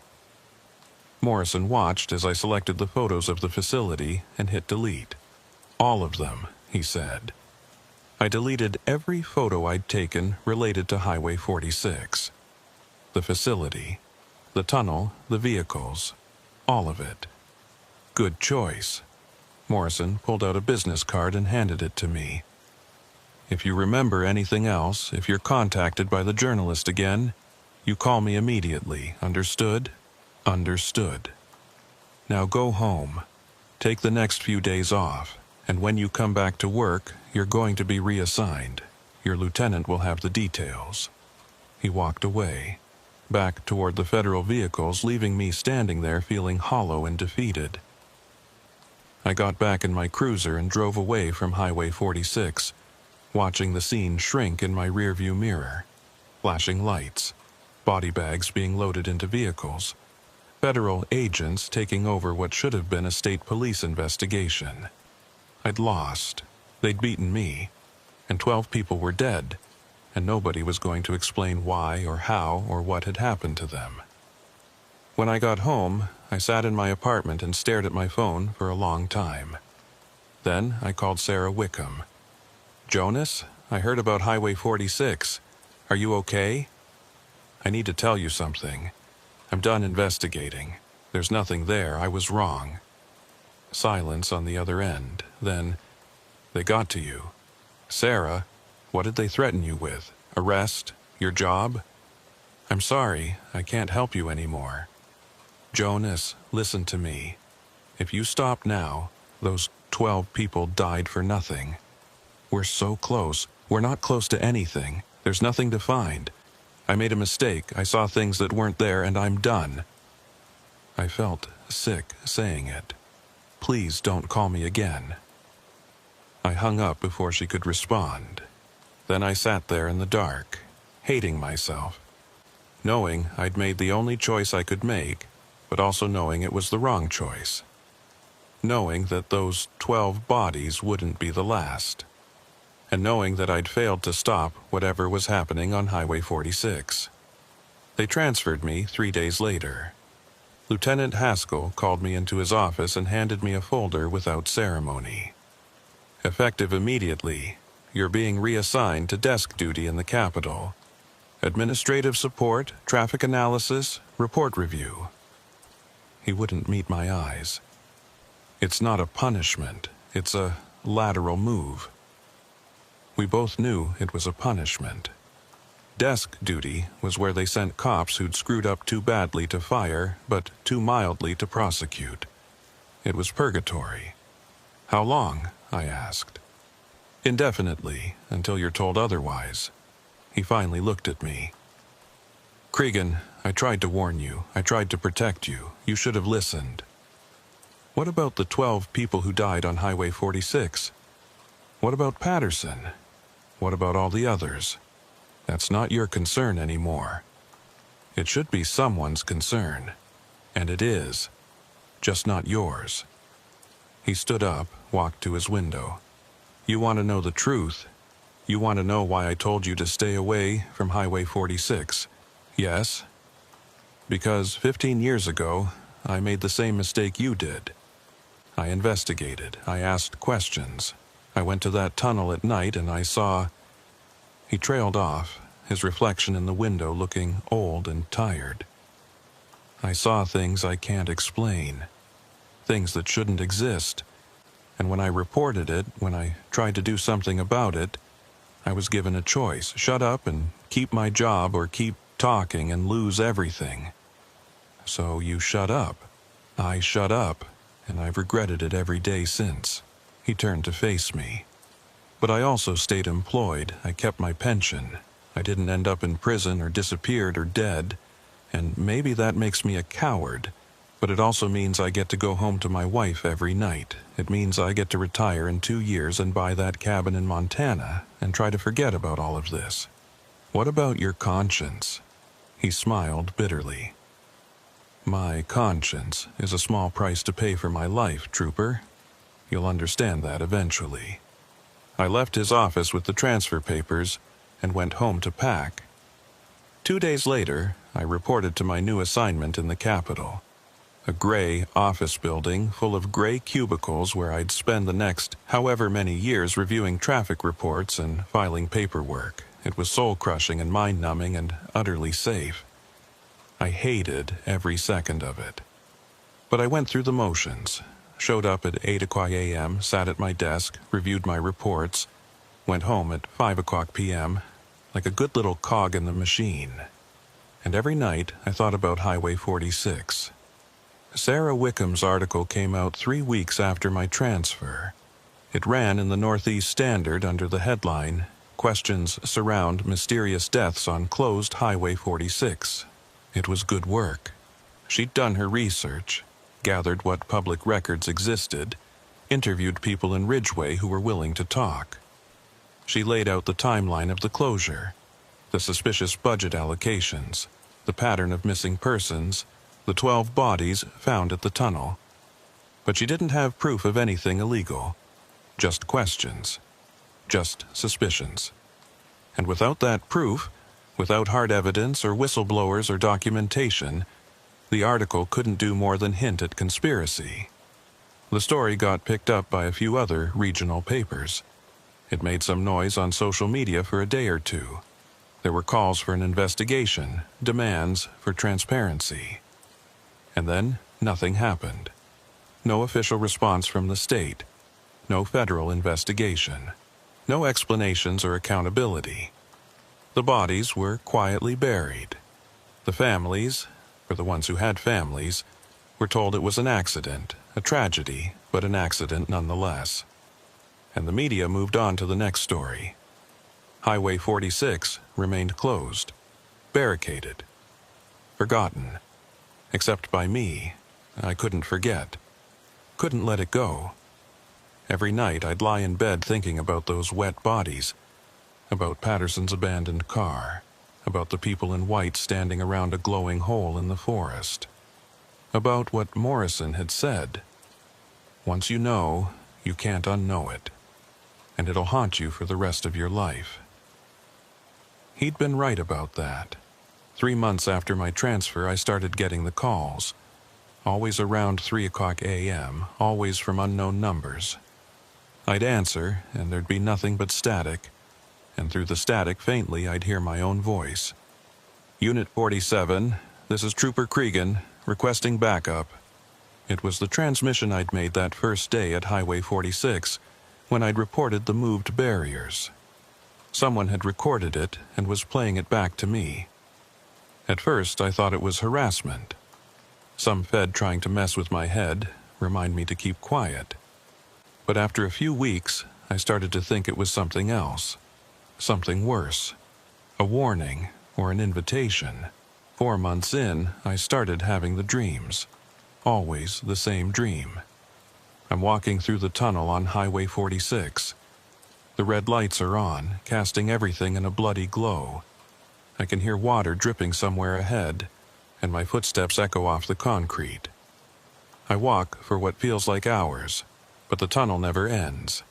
It just keeps going, deeper and deeper, the temperature dropping, my breath fogging in the air. And then I see them. The people in white, standing in the darkness ahead, forming 2 lines like they're creating a path for me. Their faces are blank, expressionless, wet. I try to turn back, but I can't. My legs keep moving forward, carrying me between the lines of silent figures towards something at the end of the tunnel. A light, blue light, pulsing like a heartbeat. And as I get closer, I start to understand. I start to remember things I shouldn't know.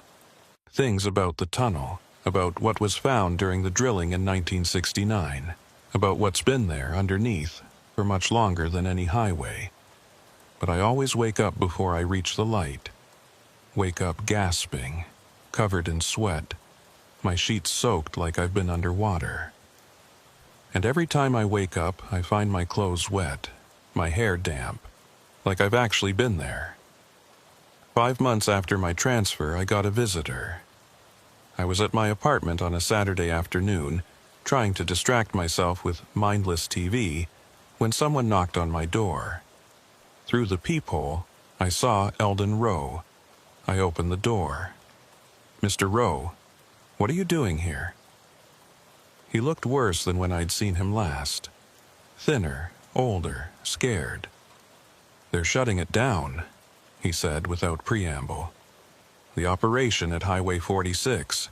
There was an incident, something went wrong, and now they're cleaning house." "What do you mean, cleaning house?"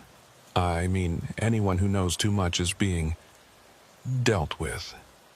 2 other consultants have disappeared in the last month. I'm probably next." He pulled an envelope from his jacket. "I'm leaving, tonight. Going somewhere they can't find me. But before I go, I wanted to give you this." He handed me the envelope. "What is it?" "Documentation. Everything I know about Highway 46, what's down there, what they're doing, where the people come from. All of it." He backed toward the door. "I kept copies. Insurance. But if something happens to me, I want someone else to know the truth. Maybe you can't do anything with it. Maybe it's too dangerous. But at least someone will know. Eldon, don't contact me. Don't try to find me. If you use what's in that envelope, wait until I'm long gone, at least 6 months. Give me time to disappear." He paused in the doorway. "And Trooper, Whatever you do, don't go back to Highway 46. Don't go into that tunnel, because once you go in, you don't come out. Not as yourself." He left, and I stood there holding the envelope, feeling its weight. I should have burned it. Should have thrown it away unopened. Should have forgotten about Eldon and Highway 46 and all of it. But I didn't. I opened it. Inside was a USB drive and a handwritten note. The truth about Highway 46. Use it carefully, or don't use it at all. Either way, I'm sorry. I plugged the USB drive into my laptop and started reading. The files were extensive. Hundreds of pages of documents, photos, diagrams. Most of it was technical, geological surveys, construction reports, budget documents. But buried in the technical language was the story. In 1969, during the construction of Tunnel 46A, the drilling crew hit something. Not rock, not water, a cavity, an underground chamber that shouldn't have existed. The chamber was old, ancient, possibly prehistoric. And it contained something. The documents didn't say what exactly. They used vague terms like biological anomaly and unidentified organic material, and requires further study. But whatever it was alive, or had been alive, or existed in some state between living and dead. The state government, in cooperation with federal agencies, decided to study it. They built a facility, the one I'd photographed, to access the chamber through vertical shafts. They brought in scientists, researchers, specialists in fields I'd never heard of, and they started experimenting. At first, it was just observation, documentation, analysis. But over time, the experiments became more invasive, more aggressive. They took samples. They tried to communicate with it. They exposed it to different stimuli, different conditions, and it responded. The documents described unexpected behavioral changes and anomalous effects on personnel, and recommendation for increased security protocols. In 2017, something went wrong. There was an incident that required immediate shutdown of the facility and closure of Highway 46. The details were redacted, but the outcome was clear. Several people died. More were affected. The facility was sealed, or supposedly sealed. Because according to Eldon's notes, the experiments didn't stop. They just went deeper. Literally. They built new access points, created new facilities further underground, and continued the work. And they needed test subjects. That's where the missing people came in. The homeless, the addicts, the undocumented. People who wouldn't be missed. They were taken to the facility, exposed to whatever was in that chamber, and observed. Some died, some changed, some disappeared completely. And some, like the 12 bodies found at the tunnel, escaped, or were released, or were sent out for reasons the documents didn't explain. I read through all of it, feeling sick, feeling angry, feeling helpless. This was bigger than I'd imagined, worse than I'd feared, and there was nothing I could do about it, because I had no proof beyond these documents which could be dismissed as forgeries. I had no witnesses beyond Eldon who'd fled. I had no authority to investigate and no resources to pursue it. I was just a disgraced trooper sitting in a cubicle, powerless to stop any of it. I should have given the files to Sarah. Let her take the risk, do the work, expose it all. But I remembered Morrison's threat. Remembered what had happened to Patterson and the others who'd pushed too hard. So I encrypted the files, hid them in multiple backups, and went back to my gray cubicle and my gray life. And every night the phone calls continued, the dreams got worse, and I felt myself changing, becoming obsessed, unable to focus on anything except Highway 46. 6 months after my transfer, I made a decision. I was going back. I didn't tell anyone, didn't make plans or preparations.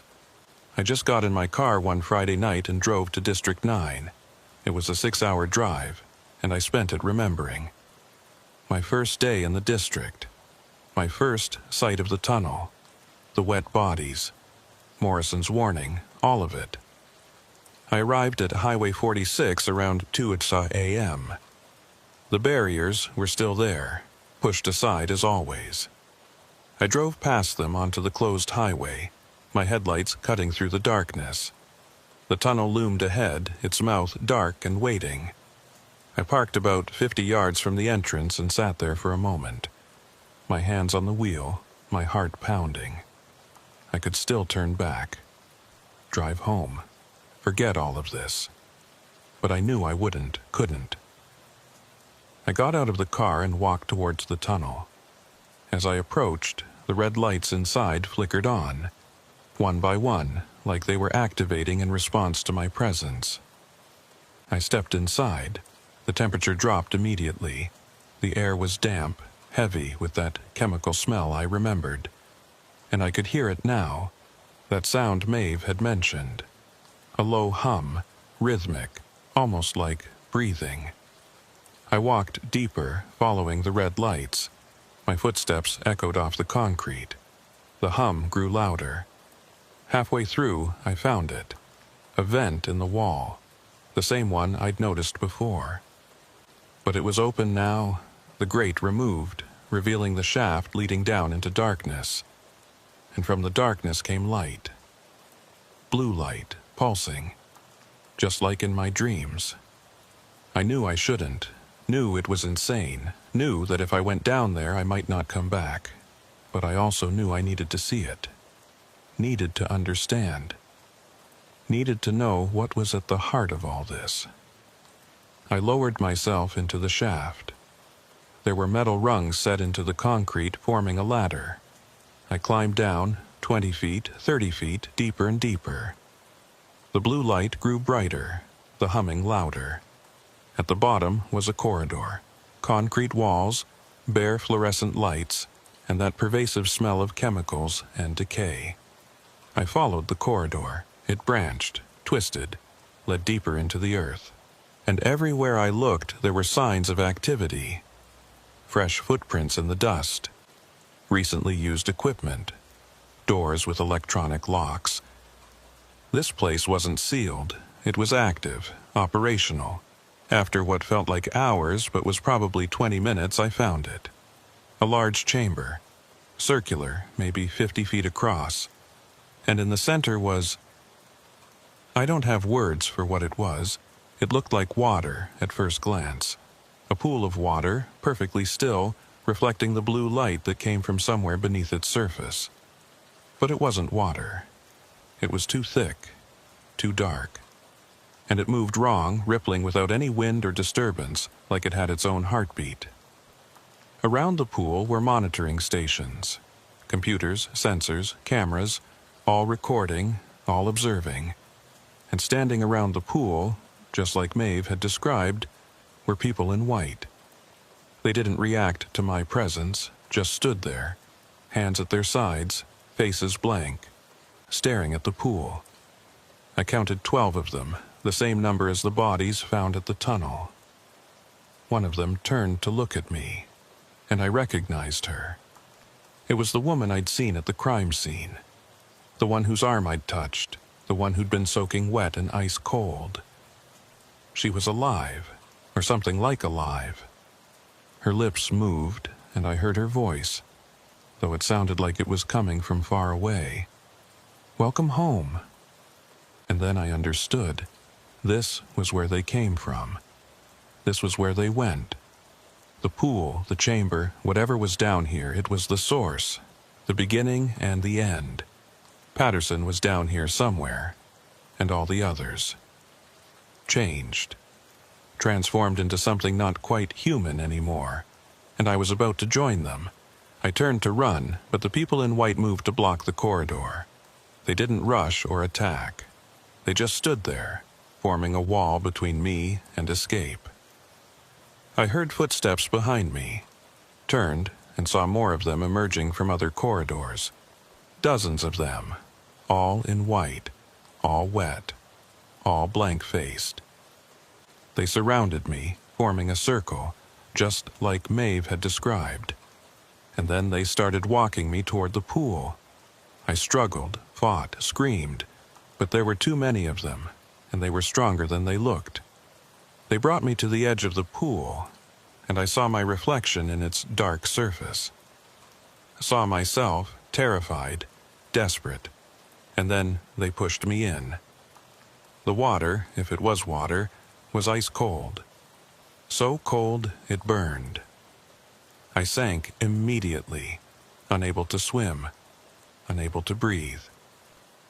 And in the darkness beneath the surface, I saw it. The thing that had been there before the tunnel, before the highway, before anything human. The thing that had been sleeping for who knows how long, until the drilling woke it up. It was vast, incomprehensible, beautiful and terrible, and it was hungry. I felt it reaching for me, pulling me deeper, and I knew I was going to die, or change, or become something else entirely. But then, I don't remember what happened next. One moment I was drowning in that pool, surrounded by darkness and blue light and that thing reaching for me. The next moment I was lying on the ground outside the tunnel, soaking wet, gasping for air, my lungs burning. It was dawn, the sun was rising, and my car was still where I'd parked it 6 hours earlier. I staggered to my feet, my clothes dripping, and looked back at the tunnel. The red lights were off. The entrance was dark and silent, like nothing had happened. I got in my car and drove away, my hands shaking so badly I could barely hold the wheel. When I got back to my apartment, I found that I'd been gone for 3 days, not 6 hours. My phone was full of missed calls from my supervisor asking where I was, why I hadn't shown up for work. I called in sick, said I'd had a mental health crisis. They put me on administrative leave pending a psychological evaluation. I failed the evaluation. Of course I did. How could I pass when I couldn't stop thinking about that pool, that thing, those people in white? They medically retired me, gave me a partial pension and a stern recommendation to seek therapy. I tried therapy, tried medication, tried everything. But nothing helped, because the dreams didn't stop, the phone calls didn't stop. And every night, around 3 o'clock a.m., I'd wake up and find myself standing in my shower, fully dressed, water running over me. I'd look in the mirror and see my eyes. Too dark. Too empty. Just like the others. I'm changing, slowly but inevitably. And I know that eventually I'll go back to Highway 46. Back to that tunnel. Back to that pool. Because it's calling me. Through the dreams, through the water, through whatever connection was formed when I went into that chamber. It's calling all of us. Everyone who's been there. Everyone who's seen it. Everyone who's touched the water. And we can't resist. Not forever. Last week, I drove to District 9 again. I didn't plan to. I just woke up and found myself on the highway driving north with no memory of getting in the car. I stopped at a rest area and sat there for an hour, trying to fight it, trying to turn around and go home. But I could feel it pulling at me, like a hook in my chest, reeling me in. I called Sarah Wickham, told her everything, gave her access to Eldon's files, begged her to expose it, to stop it, to do something. She promised she would. Promised she'd publish it all, consequences be damned. But I don't think it'll matter. Because this thing, whatever it is, has been there longer than us. Longer than the state, longer than the country, longer than civilization itself. And it's patient, it can wait, it can adapt, it can call. I'm at Highway 46 now, parked at the barriers. It's 2:47 a.m. In 13 minutes my phone will ring. Unknown number, static, my own voice asking for backup. And this time, I'm going to answer differently. I'm going to walk into that tunnel, climb down into that chamber, stand at the edge of that pool, and I'm going to let it take me. Because I can't fight it anymore. And maybe, if I go willingly, if I become one of them, I'll finally understand what this is all about. Or maybe I'll just disappear like Patterson and all the others. Either way, someone needs to know. Someone needs to remember. Highway 46 isn't closed because of a landslide. It's closed because something's down there, something old, something hungry, something that's been waiting. And it's not done yet. If you're reading this, stay away from Highway 46. Don't investigate it. Don't ask questions about it. Don't even drive near it. Because once it knows you're interested, once it calls to you, you can't resist.